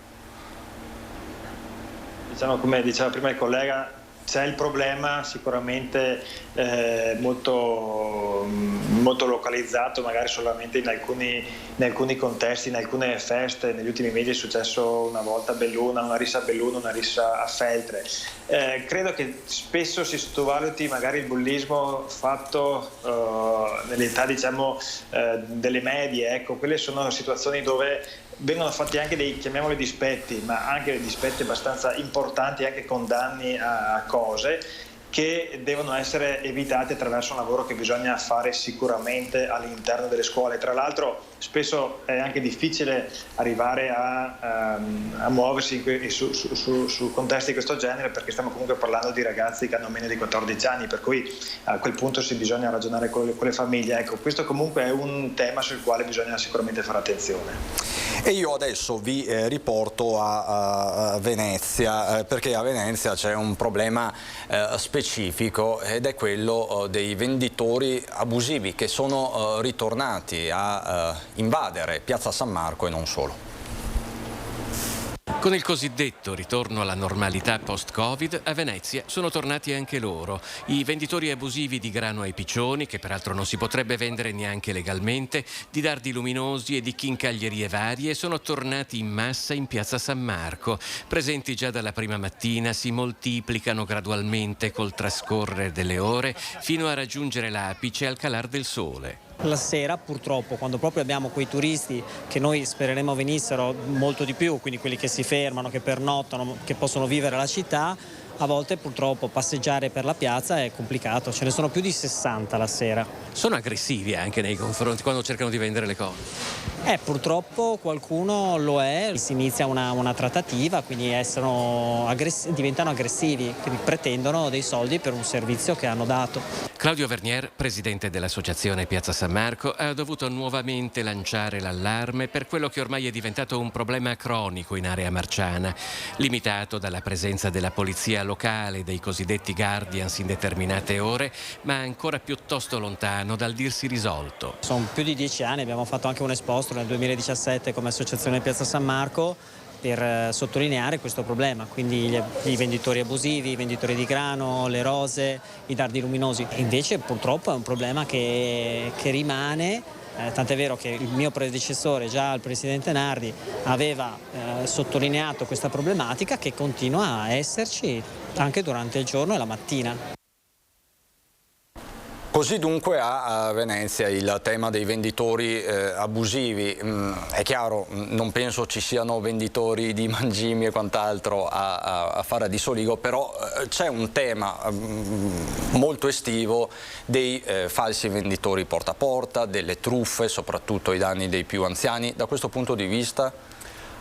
Noi non abbiamo il problema che è appena stato appunto abbiamo appena visto nel servizio poco fa dei venditori abusivi, però sicuramente per quanto riguarda le truffe telefoniche, ma anche i falsi venditori di contratti delle più disparate società, quelli purtroppo ci sono. Io stesso sono intervenuto qualche mese fa, ne avevate dato anche voi notizia, proprio perché li avevo fermati e avevano appena fatto firmare un contratto a una signora anziana, perché poi purtroppo la cosa che più mi fa arrabbiare è che individuano sempre le fasce quelle più deboli, quindi in questo caso gli anziani. Io su questo non transigo, e proprio perché non transigo uso insomma abbastanza il pugno duro su questo, perché non ammetto e non concedo che ci siano attività di questo tipo in paese, proprio perché prima c'è il rispetto e prima c'è la lealtà e la correttezza. Sindaco Scopella, proprio 10 secondi, le chiedo, la rete sociale tipica dei comuni di montagna in questi casi di truffe agli anziani o quant'altro, c'è ancora? Sì, noi abbiamo anche un gruppo WhatsApp del controllo del vicinato e ogni qualvolta ci sono situazioni di questo genere, attraverso un messaggio cerchiamo di mettere sull'attenti, diciamo, tutti, e anche attraverso i social, dicendo che ci sono delle persone che girano, che fanno, diciamo, vendita dei contratti, ma di stare attenti, di non dare dati e soprattutto, se sono molto insistenti, di chiamarci. Grazie Sindaco Scopella, noi ci aggiorniamo presto, buon lavoro. Grazie.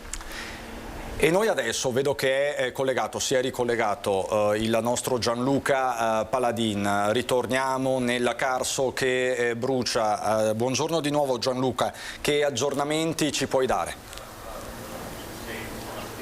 Grazie Cristian, buongiorno. Sì, siamo rimasti qui a Savogna di Sonzo nella palestra dove gli sfollati sono stati evacuati, e ovviamente è un via vai di persone che portano cibo e prendono cibo, perché poi si sta preparando da mangiare anche per portarlo ai volontari che lì sul Carso, dove vedete, stanno continuando a operare contro gli incendi. C'è appena stato un incontro tra il sindaco di Savogna di Sonzo e il prefetto che hanno fatto il punto della situazione insieme sul Carso. La situazione è le aree degli incendi sono circoscritte, molto migliore la situazione, preoccupa il vento di libeccio che può alimentare le fiamme, e infatti la novità è che si pensava che in pochissimo tempo gli sfollati potessero tornare alle loro case, e invece no, servirà un aggiornamento, un punto incendi alle 5 di questo pomeriggio per poter capire se le persone saranno in grado di tornare alle proprie abitazioni. Al momento siamo ancora in una situazione di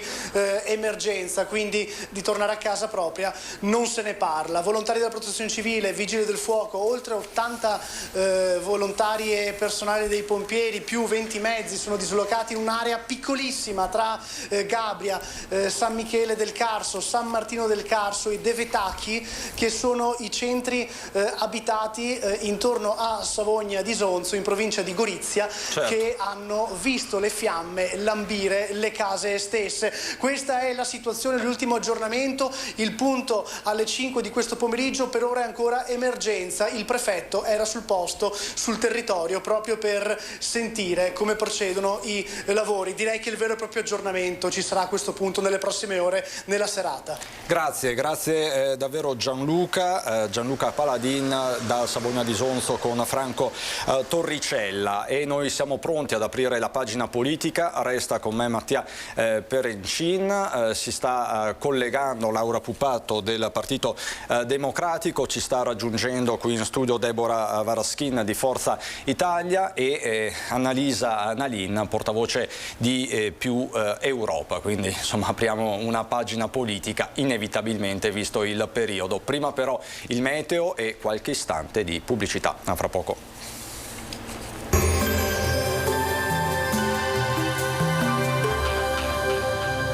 Donadel Sunplast fornisce ed installa tende e coperture tecniche, avvolgibili, serramenti in PVC e in alluminio, porte da interni.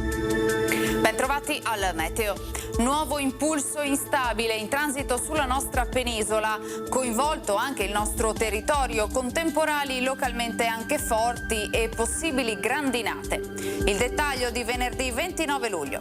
Sul Veneto al mattino sarà in prevalenza soleggiato, qualche pioggia solo in montagna. Con il passare delle ore nuvolosità in aumento e dentro sera avremo temporali sparsi un po' dappertutto sulla regione. Attenzione a possibili fenomeni intensi. Vediamo anche le temperature che saranno sostanzialmente stazionarie, minime tra 16 e 23 gradi, massime invece comprese tra i 31 e i 34 gradi. Spostiamoci ora sul Friuli Venezia Giulia, anche qui avremo maggiori schiarite inizialmente. Nella seconda parte di giornata acquazzoni dapprima sui rilievi, in serata e nella notte si estenderanno anche altrove. Temperature minime tra i 19 e i 22 gradi, massime sui 31-33 gradi. Infine diamo uno sguardo al Trentino Alto Adige, tempo variabile, quindi poche novità con probabili rovesci più diffusi al pomeriggio e alla sera. Temperature minime intorno ai 19 gradi, massime sui 33 all'incirca. Dal meteo per ora è tutto, arrivederci al prossimo aggiornamento.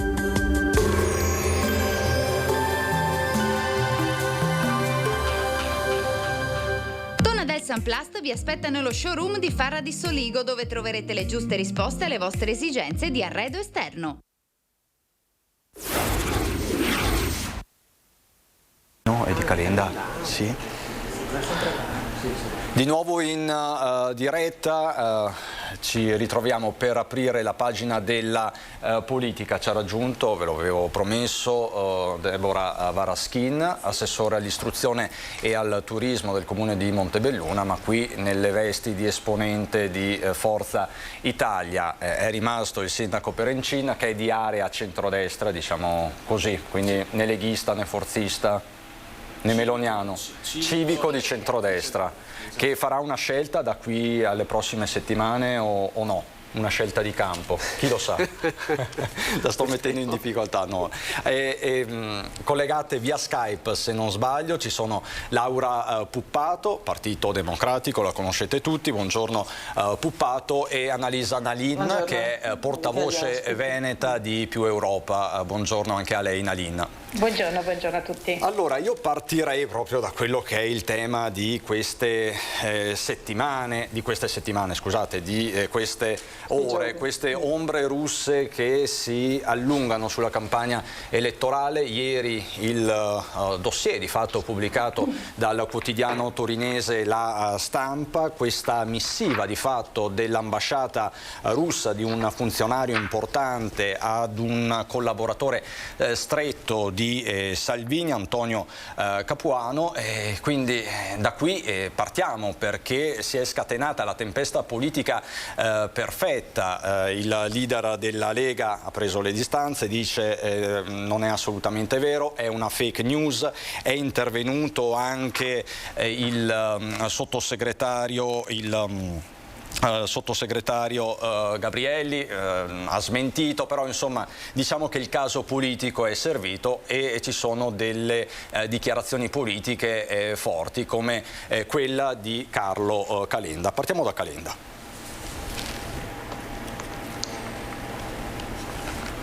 Ma io credo che Salvini non abbia niente da chiarire, nel senso che è chiarissimo già da tempo il fatto che è filo Putin, lo ha dichiarato, disse io mi trovo meglio a Mosca e accolse il presidente Mattarella dicendo darei indietro 2 Mattarella per mezzo Putin in visita al Parlamento europeo, gravissimo sgarbo istituzionale. Credo che non è affatto un caso che il governo sia stato fatto cadere da 3 forze di fatto filoputiniane. Credo che questa destra, che non ha più nulla di centro purtroppo, si configura come una destra filorussa. È una destra filorussa, Puppato? Difficile dare torto a Calenda in questo caso. C'è un aspetto in tutta questa vicenda che al di là di quello che è accaduto ieri con l'uscita sui giornali, in particolare sulla Stampa di Torino, di questo scoop molto pesante in cui sembrerebbe ci fossero, ma lasciamo che sia la magistratura che lo verificherà, addirittura interferenze molto pesanti nei confronti della Lega in relazione alla possibilità di far cadere il governo.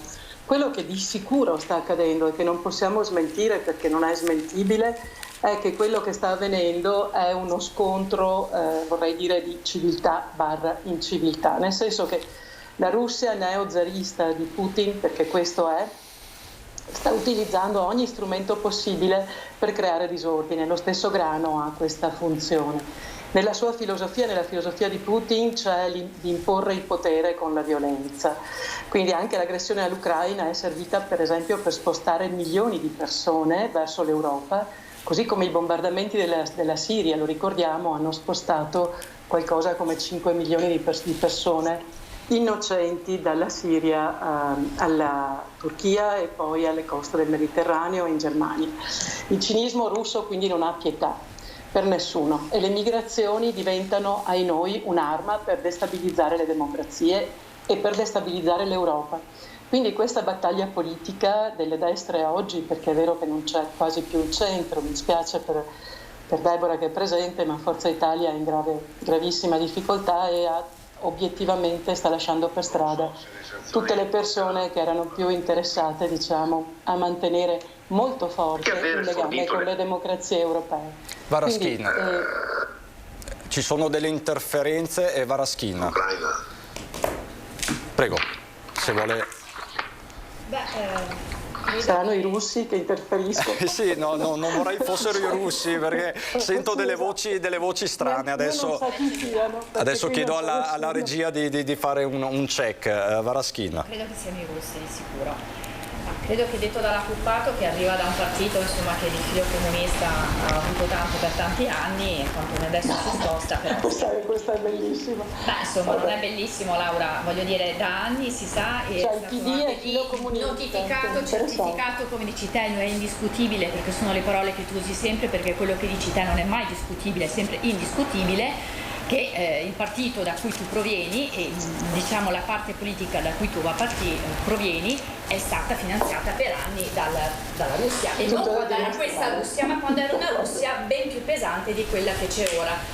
Io non sono assolutamente filorussa, credo che i partiti di centrodestra tutti quanti si siano ben scostati da questa posizione, dopodiché come dici te sarà la magistratura, ma sputare e dire che c'è inciviltà, io credo che l'inciviltà sia dalle persone come te che continuano a sputare sugli altri quando per primi dovrebbero guardare a casa loro che cosa hanno fatto e che cosa stanno facendo. Quindi i legami con la Russia, lei dice Varaschin, ce li hanno avuti un po' tutti, ce li hanno avuti un po' tutti negli anni, io non so che cosa ha fatto Salvini, Berlusconi sicuramente è stato vicino a Putin, portando però dei benefici a quello che erano le relazioni tra l'Europa e quella parte del mondo orientale, per cui credo che insomma adesso bisogna calmarsi un po' tutti quanti, lasciare fare il lavoro alla magistratura e capire. Credo che sia paradossale, veramente da fantapolitica io chiamerei, pensare che il governo sia stato fatto cadere Diciamo non c'è un nesso causa-effetto, lei dice se fosse comunque verificata l'esistenza di questo dossier, che sarebbe gravissimo, va detto,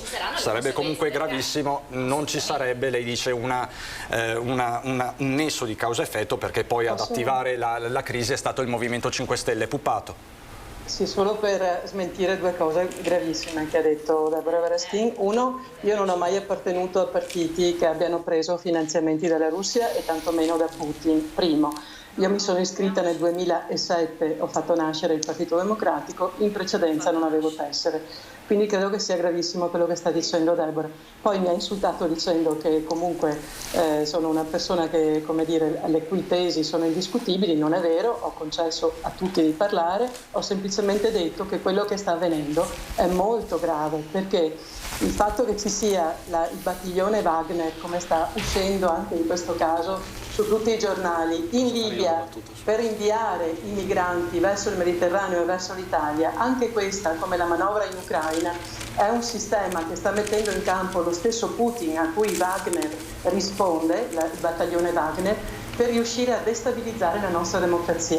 Io penso che queste elezioni siano molto importanti, tutto qui. Quindi non è uno spauracchio, lei dice, Puppato, ma un'ipotesi concreta. C'è una strategia addirittura sempre più chiara e vorrei dire che sia neozarista, Putin credo che non lo discuta più nessuno. E per Encina?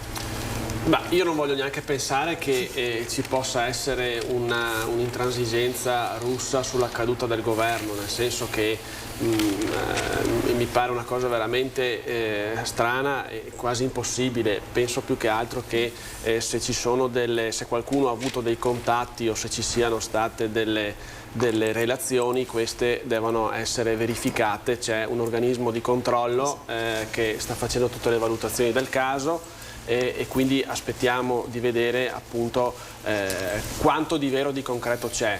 Più che altro non vorrei che si andasse magari a nascondere altre situazioni invece visto che siamo in piena campagna elettorale, si parla ormai solo di quello, di altri temi non esistono. Non vorrei che si andasse a nascondere altre problematiche per la quale appunto il Paese si aspetta delle risposte. Probabilmente tutti i partiti, anzi senza probabilmente, sono stati presi in contropiede e adesso ognuno, per avere un posto al sole, visto che anche il numero dei collegi sono ridotti, sgomitano per avere. Questo è un altro tema molto forte di tattica politica. Mentre ieri Salvini negava l'esistenza di questo dossier e parlava di fake news, Giorgia Meloni nel corso della direzione nazionale di Fratelli d'Italia pronunciava parole inequivocabili al governo: noi saremo atlantisti, saremo garanti per l'Ucraina. Qui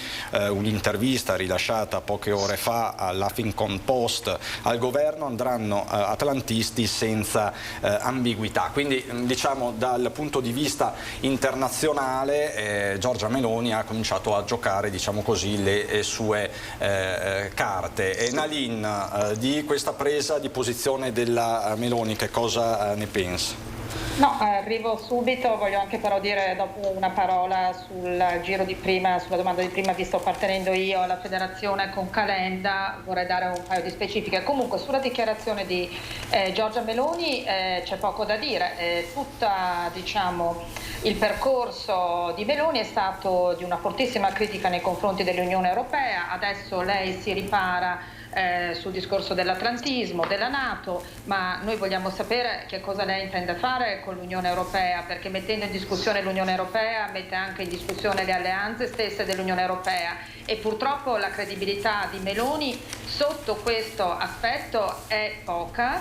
Anche abbiamo visto gli interventi già da parte degli Stati Uniti, dove c'è emersi dai giornali, dove si è espressa forte preoccupazione per le posizioni atlantiste. Non basta atlantiste o posizioni, diciamo, la veridicità di posizioni moderate di Meloni, non basta cambiarsi il vestito per diventare europeisti, per diventare atlantisti, per sostenere la NATO e per sostenere il G7 e tutte le scelte necessarie in un mondo globale interconnesso e in un'economia globale interconnessa.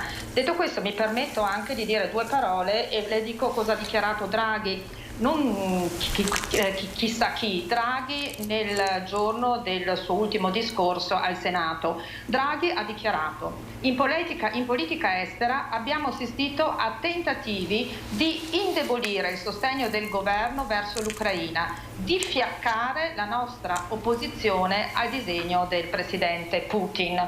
Allora è un punto fondamentale nostro di più Europa e di azione quello di sostenere che si farà una campagna elettorale contro i partiti che hanno fatto dimettere Draghi e quindi non solo il Movimento 5 Stelle che ha preparato le condizioni, ma anche e soprattutto Forza Italia e la Lega di Salvini, che hanno, diciamo, premuto il diriletto contro Mario Draghi, e i loro legami con la Russia, con Putin, hanno portato l'Italia in una situazione di gravissima difficoltà. Tutti i contratti con il gas firmati negli anni e nei decenni sono stati formati da governi dove o c'era Forza Italia o c'era Salvini, e contesto alla rappresentante di Forza Italia il fatto che tutti i partiti si sono, diciamo così, un po' accomodati nell'ossequio a Putin.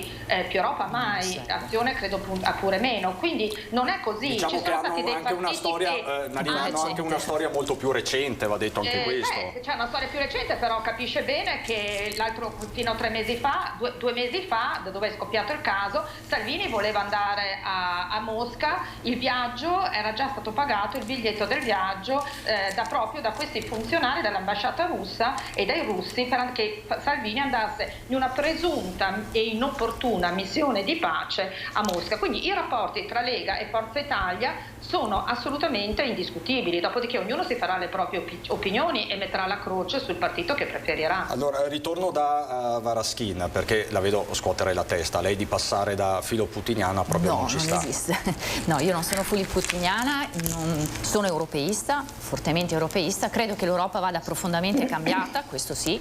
Ci sono delle cose che insomma sono alla luce del giorno, agli occhi di tutti, sotto gli occhi di tutti, che non vanno bene in questa Europa, ma sicuramente... Per esempio, ci facciamo un esempio. Credo che l'Europa abbia generalizzato un pochino troppo, una globalizzazione che spesso è andata a discapito dei singoli paesi. Un'Europa più federale sicuramente avrebbe portato risultati maggiori, avrebbe garantito una qualità migliore anche dei rapporti tra i vari stati e l'Europa, però questa è un'opinione personale che ho. Io sono molto federalista, anche nell'Italia, io credo in una Italia federalista, quindi sono veramente una di quelle persone che crede che l'autonomia intesa come radicalizzazione di determinate cose nei territori vada conservata per favorire una vita equilibrata e soprattutto una funzione anche pubblica di un certo tipo, e per questo anche noi di Forza Italia abbiamo votato l'autonomia con grande fervore all'epoca, e quindi questo è un primo tema, passo, diciamo. Poi però l'autonomia viene declinata un po' da tutti i partiti. Sì, beh, oramai sì, assolutamente sì, anche il PD insomma è stato uno dei promotori di questo, va detto, dell'autonomia e anche del federalismo sotto certi aspetti. No, non ci sto ad essere putiniana. Berlusconi all'epoca sicuramente è stato molto vicino a Putin, ma come ho già detto prima, per favorire dei rapporti distesi tra il nostro paese, tra l'Europa e Putin. Che i contratti siano stati fatti, assolutamente sì. Noi dobbiamo anche pensare che abbiamo rinunciato al nucleare negli anni '80 e quindi abbiamo avuto dei grossi gap a quanto riguarda l'energia. Non rispondo per Salvini, perché lì credo che abbia già risposto, o anche lì ci saranno delle procedure di controllo e di verifica di quello che è stato fatto da Salvini. Posso solamente dire che per quello che mi riguarda e per un'opinione personale, la Russia ha una sua modalità di vita, sarà, come dice la Laura, una non democrazia. Io non entro nel merito degli altri paesi.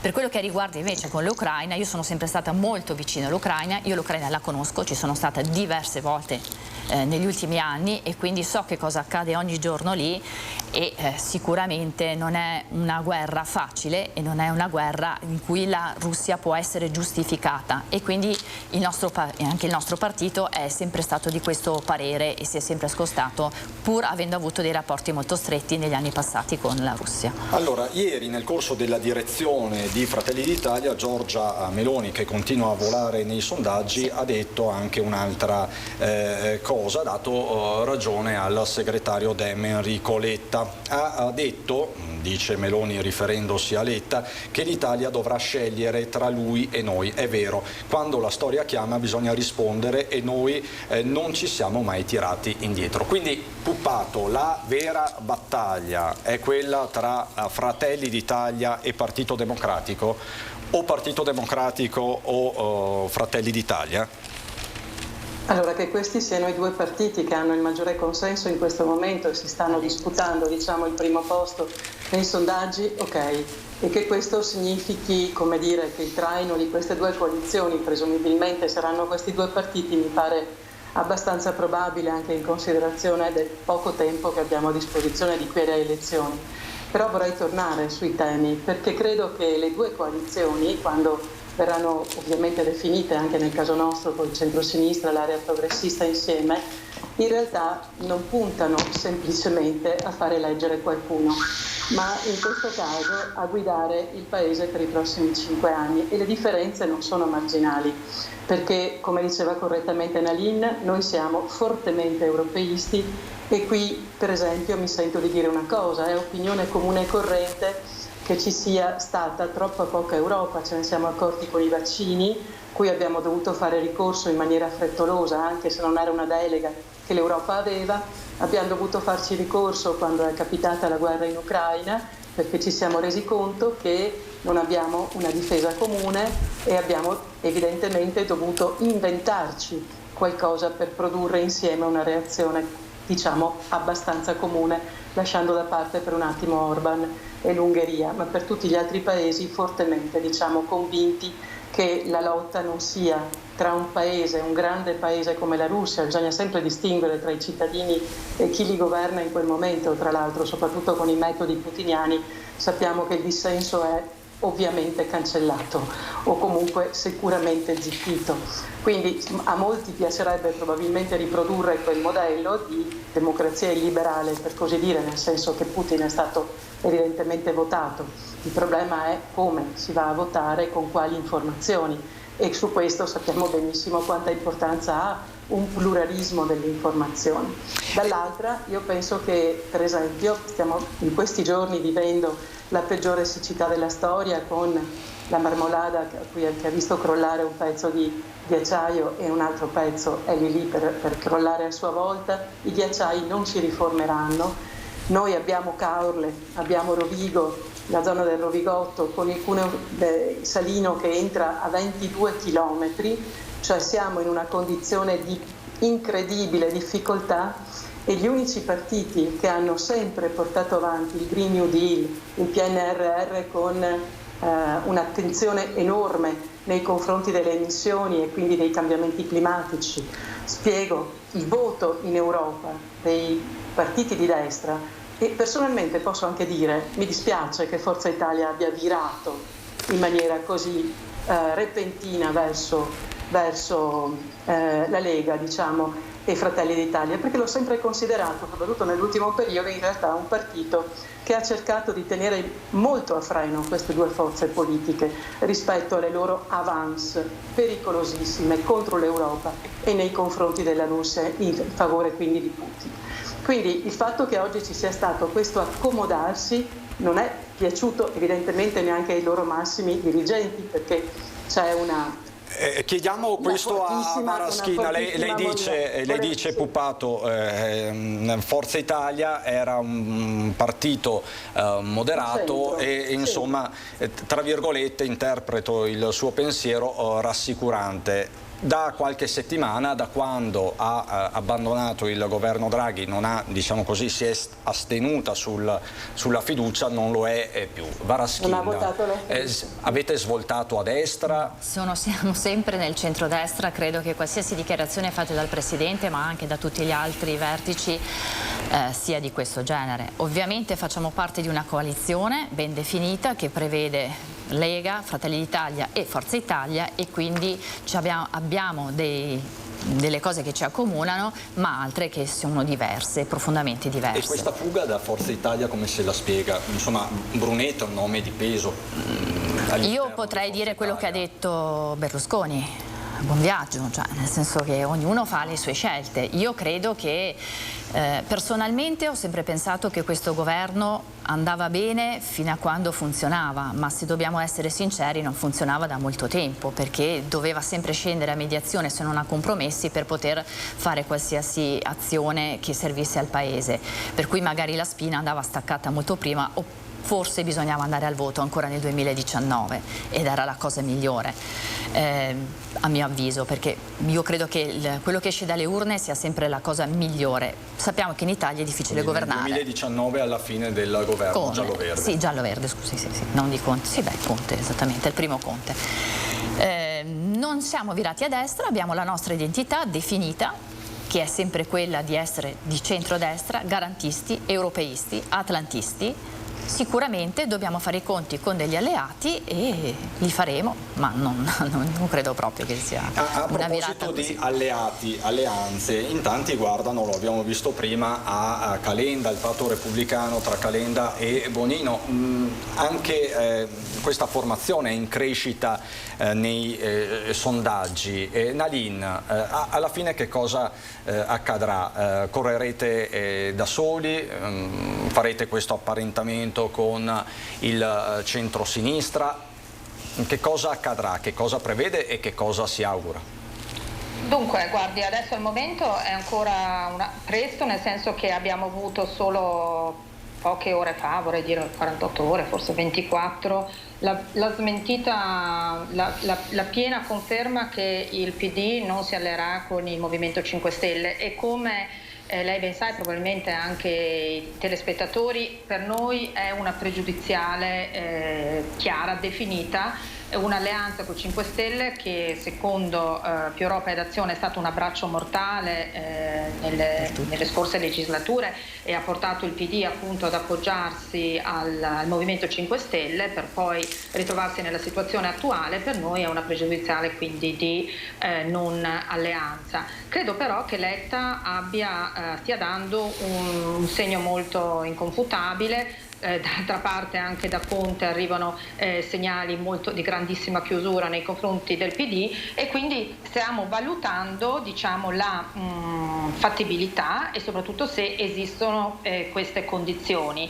C'è un confronto e dovremo vedere poi nei prossimi giorni come si evolverà.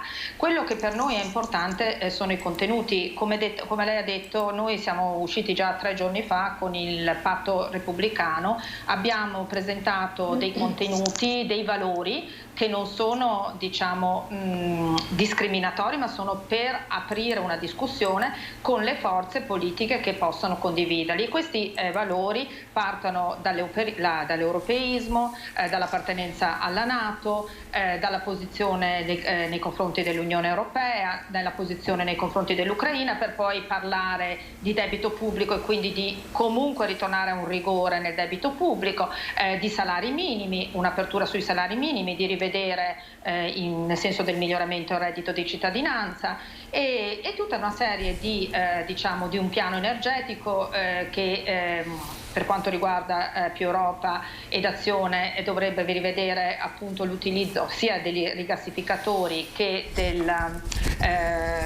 dei rigassificatori che poi anche del discorso dell'utilizzo del gas e delle rinnovabili. Quindi insomma dobbiamo confrontarci sui contenuti e quella è la cosa più importante. Però non possiamo nasconderci che siamo un po' tutti nella fase della tattica, no?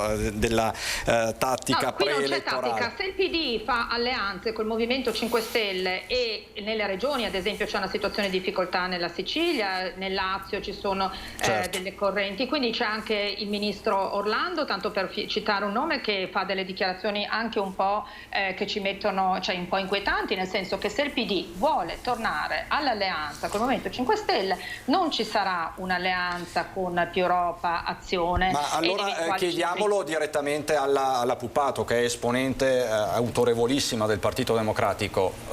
Puppato,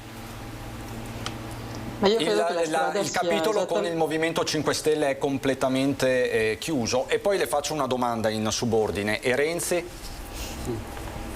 Allora, il capitolo con i 5 Stelle io credo che sia precluso in questa situazione perché il tema di fondo che si continua a marginalizzare, ma è fondamentale per queste elezioni, è il fatto di chi ha mandato a casa il governo Draghi. Chi ha mandato a casa il governo Draghi, al di là della magistratura che stabilirà se ci sono addirittura pressioni di altra natura, come abbiamo sentito e detto, in relazione appunto alla pressione putiniana, diciamo, che trova, diciamo, un ventre molle in Italia, nella Lega in parte. Ecco, un attimo, si è frizzata, ecco. Puppato, prego. Adesso la sentiamo, Puppato. No? Dobbiamo renderci conto. Mi sente? Adesso sì. Riprovi? Sì, dicevo che al di là di questo c'è stata una precisa presa di posizione da parte di Letta e di tutto il Partito Democratico a dire che in queste elezioni si va insieme con l'area progressista di centro-sinistra del Paese, che ovviamente dovrà ricomprendere più Europa e Calenda. Voglio anche ricordare che questa legge elettorale Niente, c'è qualche problemino adesso con Puppato. Ristabiliamo il contatto con Puppato, quindi mi pare ci sia questa apertura nei confronti di Calenda, però volevo capire il punto con Renzi. C'è il tema, ecco, io vi mostro questo però prima di parlare di temi, perché è stato diffuso veramente pochissimi minuti fa, proprio ufficialmente dall'istituto Demopolis. Sono le percentuali di fatto in evoluzione, il consenso alle forze politiche dalla nascita del governo Draghi a oggi. Il raffronto è tra febbraio 2021 e luglio 2022. Ecco, vedete come la geografia politica partitica sia cambiata notevolmente in questo anno e mezzo, con una Lega che ha perso quasi 10 punti percentuali, un Partito Democratico che è salito invece di 3-4 punti e l'exploit di Fratelli d'Italia. Annaspa parecchio il Movimento 5 Stelle. Non c'è l'istogramma, ma il dato c'è nel comunicato stampa che adesso vi leggo. Forza Italia, secondo questa analisi, sarebbe ora al 6,5%, Azione il 3,9%. Le altre liste, tutte le altre liste, quindi compresa anche un'eventuale lista di Di Maio, sono sotto il 3%. Pupato, per caso adesso mi sente? Ecco, Pupato, abbiamo capito benissimo. La verità vi ho sentito sempre, solo che probabilmente il problema è di collegamento. Potrei spegnere il video. No, adesso la sentiamo perfettamente. Eravamo arrivati di fatto a Renzi. Mi pare ci sia questa apertura nei confronti di Calenda e Renzi.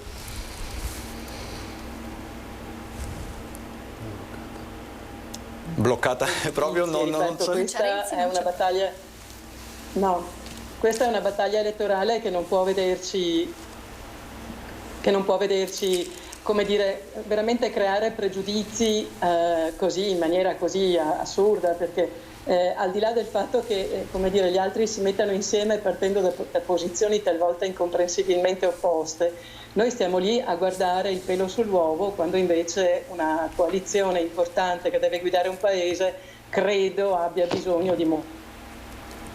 Quindi anche per lei si è frizzata ancora di nuovo, magari ristabiliamo il contatto. Comunque mi pare molto chiara l'analisi della Pupato, insomma, non c'è nessuna pregiudiziale, come ha fatto intendere anche ieri Letta nei confronti del leader di Italia Viva. Leader di Italia Viva, Varaschin, che molto spesso era stato così definito, prefigurato, annunciato come l'erede di Berlusconi. Se fosse nato nel centrodestra, probabilmente. Purtroppo c'ha delle peculiarità che appartengono alla sinistra e quindi credo che siano inconciliabili le cose.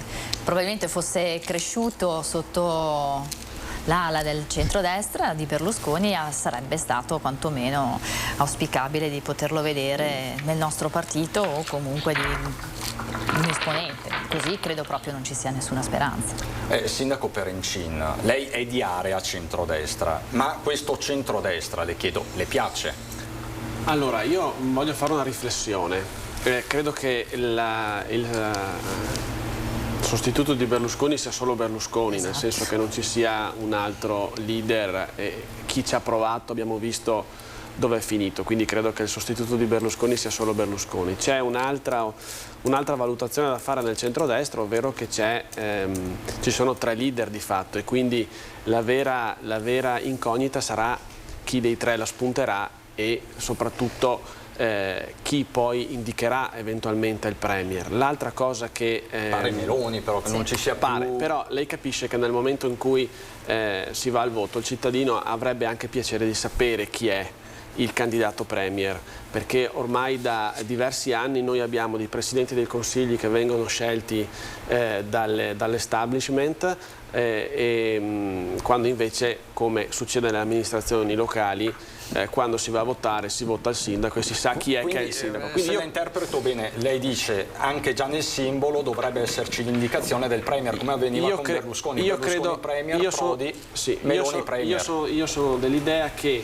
nel momento in cui si va a votare il cittadino deve avere chiarezza su chi sarà che poi andrà a rappresentarlo nei tavoli, nel caso in cui ovviamente quel qualcuno andasse a vincere. Quindi chiarezza, per cui secondo me deve esserci il Premier, così come deve esserci una legge elettorale che dia la governabilità al Paese, perché non è possibile che noi una volta all'anno, una volta ogni 2 anni, una volta ogni 6 mesi abbiamo un cambio di governo. Non diamo sicurezza al Paese, non diamo sicurezza all'Europa, non diamo sicurezza alle imprese e alle famiglie. Quindi deve esserci responsabilità da parte di tutti, a prescindere che sia la sinistra o che sia la destra. Dopodiché sul centrodestra ovviamente la grossa riflessione da fare è chi sarà che darà le carte questo giro, perché mi pare che anche qui ci sia una pseudo intesa, ma però ancora di concreto non si veda niente, quindi io attendo di capire anche... Ma quindi una Meloni Premier, lei come la vedrebbe da sindaco di area centrodestra? Allora, per come la vedo io, fra i 3 leader nessuno dei 3 individuerei come Premier. Nessuno dei 3? Quindi servirebbe una figura tecnica? Sono uomini di partito, sono uomini che vanno bene in altre posizioni, ma come figura di Presidente del Consiglio vedrei più una figura terza, quindi non né una Meloni né un Salvini né ovviamente un Berlusconi. Parlo nell'ambito del centrodestra. Questa è una considerazione mia personale, perché credo che se questi sono i 3 nominativi sarà difficile che negli altri partiti, sempre nell'ambito del centrodestra, gli possa andare bene anche il candidato, quindi chi poi guida anche il partito stesso. Quindi secondo me deve esserci una condivisione maggiore, un'apertura maggiore, forse pensare un po' meno a se stessi, guardare un po' al futuro anche, soprattutto che ci sia una coalizione che possa governare, non di ricatto. Questa è la sua pregiudiziale, insomma. Varaschin, Meloni sì o no? Nel senso, lei da berlusconiana, forzista, insomma mi pare anche ortodossa rispetto alla linea del partito, la Meloni? Allora, perché pochi giorni fa lo stesso Berlusconi ha detto no, il Premier sarà indicato dai parlamentari eletti. Poi sì, c'è stata una marcia indietro, adesso sembra che chi prenderà più voti sarà il Premier. Io posso essere d'accordo con il sindaco, credo che ci sia da fare una distinzione che molto spesso non viene fatta, ed è quella di essere un leader di partito e un bravo amministratore. Ci sono dei bravi ragazzi che però non sono sempre poi dei bravi lavoratori. Fare il Premier non è una cosa da poco, dopodiché voglio dire, decideranno i partiti, non siamo noi qui che possiamo decidere queste cose. Se dovessi scegliere personalmente, credo che ci siano delle figure che hanno avuto anche esperienze importanti anche a livello europeo, ma anche di governo, che potrebbero fare la differenza rispetto a questi personaggi che sicuramente sono a livello di comunicazione, di portare voti, vediamo quello che aveva fatto Salvini e la Meloni, importanti, ma poi nel lato pratico abbiamo visto anche Salvini quando è andato al governo si è sciolto. Quindi mi pare di capire che insomma il nome della Meloni... No, io non avrei nulla in contrario. Non avrebbe nulla in contrario. No. Se potessi scegliere magari andrei a vedere figure più neutrali, possiamo dire così. Puppato, guardiamo un po' in casa degli altri, ecco, adesso la rivedo. Mi sente? Io vi sento sempre perfetto, adesso noi la vediamo. Stavamo parlando di Meloni Premier sostanzialmente, no? Pare che il centrodestra sia in qualche modo abbia trovato la quadra l'altro ieri sul nominativo della Meloni. Secondo lei questo, che conosce bene la politica, anche i palazzi romani e quant'altro, è un bluff degli alleati di Fratelli d'Italia? No, io penso che nelle condizioni del patto ci sia. Niente, non si sente. Niente. Decidere il Premier, quindi purtroppo mi dispiace, ma anche adesso la sentiamo. La situazione in Veneto è un po' problematica. E sembra incredibile, ma se vogliamo vincere con il resto del mondo è meglio che cominciamo da questo, magari da fornire una banda larga sufficientemente larga da evitare interruzioni.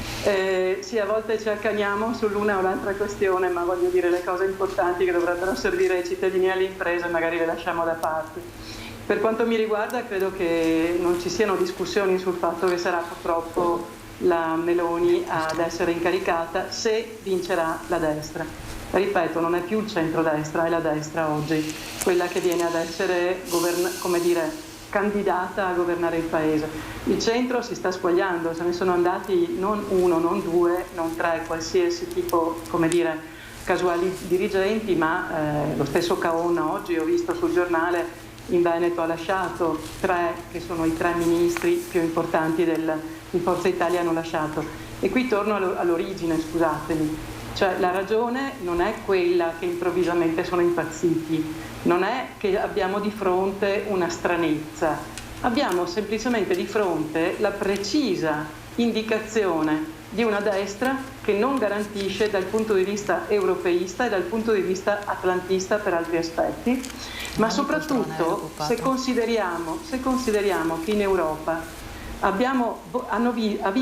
l'Europa, guardate, ha visto questa destra votare contro tutte le norme, dal Green New Deal rispetto al PNRR, oppure alla carbon tax, ultimo dato relativo alle carbon tax alle frontiere, di fatto mettendo le nostre imprese innovative e capaci di grande capacità di stare sul mercato con elementi non solo dal punto di vista energetico ma anche dal punto di vista qualitativo assolutamente capaci di sfondare. Ma noi non possiamo concorrere alla stregua della Cina o del Brasile o della Russia o di altri paesi che le emissioni non le controllano in atmosfera, e non possiamo morire di emissioni trovandoci senza acqua, trovandoci con i ghiacciai. Quindi lei torna sempre pupato sui temi ambientali. Il tema è che chi ha fatto che cosa, cioè noi chi andiamo a votare, chi ha portato avanti tematiche che oggi sono di fondamentale importanza per la vita delle persone e la stessa realtà delle imprese, chi ha votato contro le uniche possibilità che abbiamo e che avevamo negli anni scorsi, evidentemente, e oggi non ne parliamo, oggi è all'evidenza generale, è difficile negare ancora che ci sia un problema enorme che si chiama cambiamento climatico con tutti gli annessi e connessi. Siamo senza acqua, quindi nel Veneto siamo senza acqua, non abbiamo l'acqua.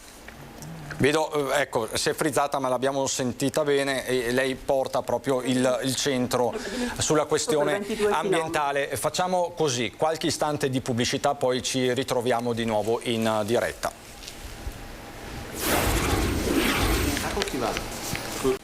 Di nuovo in diretta e continuiamo con il nostro dibattito politico. Mattia Perencin, sindaco di Fara di Soligo, area centrodestra, Deborah Varaschin, assessora all'istruzione a Montebelluna, Forza Italia, Laura Puppato, volto forte del Partito Democratico, Annalisa Nalin, portavoce di Più Europa in Veneto. Tutti i partiti o quasi stanno chiamando a raccolta i sindaci, gli amministratori del territorio. Sembra un po' un denominatore comune in questo inizio di campagna elettorale. Si fa il nome, per esempio, in Forza Italia della stessa Varaschin.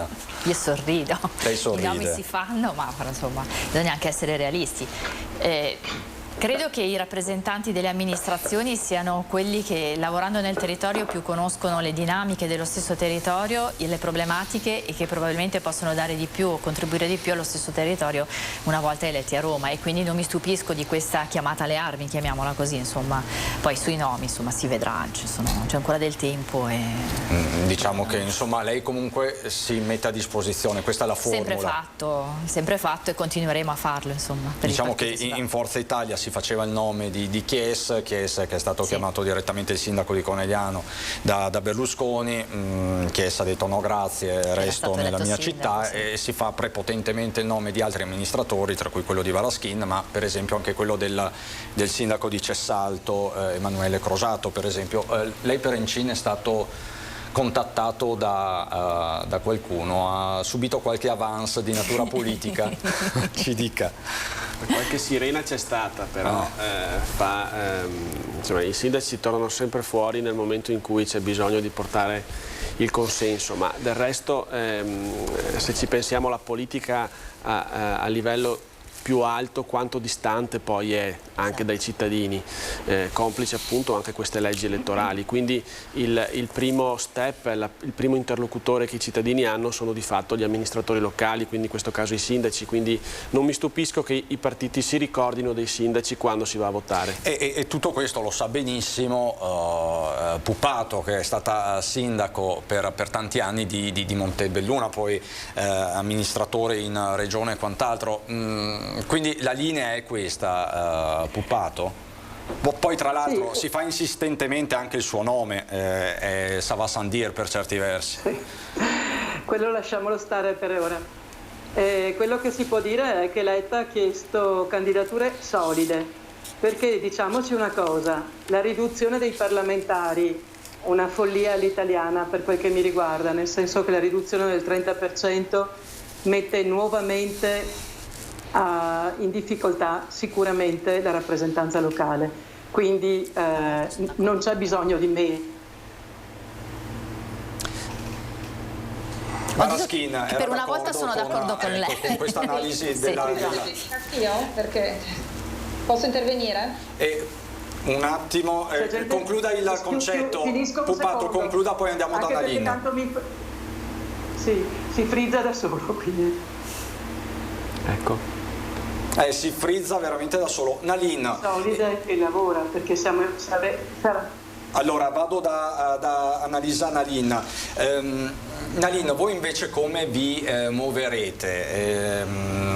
Più Europa è una formazione, dicevamo, più giovane, quindi ha inevitabilmente anche pochi amministratori sul territorio. Come vi orienterete? Noi siamo un partito forte di opinione politica, siamo, come ha detto lei, da 4 anni, esistiamo 4 anni e mezzo, molto democratici, abbiamo fatto nel frattempo 2 congressi, mentre ci sono partiti che non ne hanno fatto neanche uno, tanto per citare un po' la Lega, no? Che i congressi sono sempre rinviati e non ci sono mai. Quindi valuteremo, penso anche però nel quadro politico, credo che l'interesse dei partiti nei confronti degli amministratori ci mancherebbe, è importante perché dà il collegamento con il territorio e soprattutto perché, diciamocelo, con anche le ultime elezioni in Veneto, sia a Padova che a Verona, abbiamo visto come i sindaci civici e le liste civiche siano state grandi serbatoi di voti, però è anche importante che la politica alzi la testa e noi un po' l'abbiamo messa anche alta l'asta, nel senso che insieme ad Azione e Calenda abbiamo proposto non solo l'agenda Draghi, ma noi riproponiamo il nome di Mario Draghi come futuro premier, tanto per ricollegarci alla discussione che c'era prima sull'adeguatezza o meno di Giorgia Meloni. Il nome che noi come centristi, perché noi daremo un apporto come centristi, adesso il sistema elettorale chiaramente spinge verso coalizioni, accorpamenti tecnici eccetera, quindi si faranno le valutazioni, ma la nostra anima europeista è quella di una forza moderata, riformista, progressista, ma comunque che propone, molto legata a Draghi, quindi per noi non c'è solo l'agenda Draghi, ma c'è anche la candidatura di Mario Draghi e poi si vedrà cosa accadrà nei prossimi mesi, dove penso che i giochi non siano ancora fatti. Il sondaggio che lei citava vedeva Azione più Europa al 3,9%, diversi sondaggi negli ultimi 2 giorni ci vedono al 6%, molto vicini a Forza Italia. Sono entrati in questi ultimi giorni Maria Stella Gelmini, Mara Carfagna, Cangini, tanti esponenti di Forza Italia sono entrati nel partito di Azione, quindi in federazione con noi di Più Europa. Ci sono tanti giochi che si faranno ancora, secondo me quello che è importante è la competenza, i contenuti politici, la competenza e le capacità. Ecco, noi pensiamo che l'Italia di Mario Draghi aveva queste caratteristiche, i problemi sono nati dalle bisticci e dalle bandierine dei partiti, credo che dovremmo riposizionarci a tutti i livelli con persone che hanno capacità di capire come si muove la politica a livello internazionale, a livello nazionale, a livello locale e quali sono i bisogni dei cittadini, e da lì andremo a declinare le nostre. Nalin, lei sarà candidata? l'ho chiesto a tutti. Noi siamo, come ha detto lei, un piccolo partito, siamo tutti a disposizione. Io sono portavoce del Veneto, faccio anche parte della segreteria nazionale, vedremo che cosa accadrà nei prossimi giorni e siamo tutti a disposizione, perché è chiaro che questa è una battaglia anche di, diciamo, di concetti della politica diversi, di concetti della società diversa. Allora noi siamo per una società occidentale, siamo per la formula di pieno appoggio all'Unione Europea. Ecco, io non credo che Giorgia Meloni possa dichiarare questo, può dire che è atlantista, che è d'accordo con la guerra a difendere e mandare le armi in Ucraina, però io non credo che appunto il vestito si cambi così velocemente. E qui è chiarissimo, Marina, qui torniamo di fatto da dove siamo partiti in questo dibattito. Diciamo che questa sarà una campagna elettorale contrassegnata, penso tutti siate d'accordo, proprio dai temi della geopolitica, e non potrebbe essere altrimenti, vista la nuova fase che si è aperta il 24 febbraio scorso con il bombardamento russo su Kiev. Mi sa che ci rivedremo e ci risentiremo, lo spero, molto presto, perché insomma sarà, come dico ormai da qualche giorno, una lunga estate elettorale, quindi insomma poi mi pare di capire che molti di voi saranno in prima fila, saranno candidati, nonostante le formule di rito che si utilizzano, di cautela, di prudenza, quindi vi auguro davvero una buona campagna elettorale, un buon lavoro. Grazie Laura Puppato, Partito Democratico, grazie Annalisa Nalin, Più Europa, Deborah Varaschin, Forza Italia, grazie Sindaco, oggi l'ho praticamente sequestrata per 2 ore, quindi grazie Mattia Perencin, Sindaco di Farra di Soligo. Abbiamo saputo insomma che anche lei è a disposizione. Dei cittadini. Dei cittadini. Bella questa formula, mi piace. E allora, questa sera entriamo in diretta alle 18:30. Avete sentito, soprattutto nella prima parte di questa diretta, i fatti sono davvero tanti. Lo schianto mortale in A4 a Vicenza Montebello, costato la vita a una donna di 39 anni, fortunatamente illesa la figlioletta. E ancora i fatti, gli incendi in provincia di Gorizia, il Carso che continua a bruciare, l'incendio di ieri sera a Villorba, evacuata una palazzina, ci sono 3 persone all'ospedale, non sono gravi ma sono attentamente monitorate. E poi ritorneremo sulla tragedia dell'altro ieri a Revine Lago, la bambina ucraina morta annegata. Insomma, i temi sono davvero tanti anche per questa giornata. E poi i Daspo Willy emessi dalla Questura di Venezia, i fatti sono quelli di Jesolo, si parla tantissimo di Jesolo, ne stanno parlando purtroppo, ahimè, ai noi, anche i media tedeschi, e non in maniera lusinghiera. Questo è un fatto di cui sicuramente torneremo a parlare. Grazie Alberto Piovesan in plancia di comando con Mattia Pizzaia, grazie a tutti voi per la cortese attenzione, buon pomeriggio.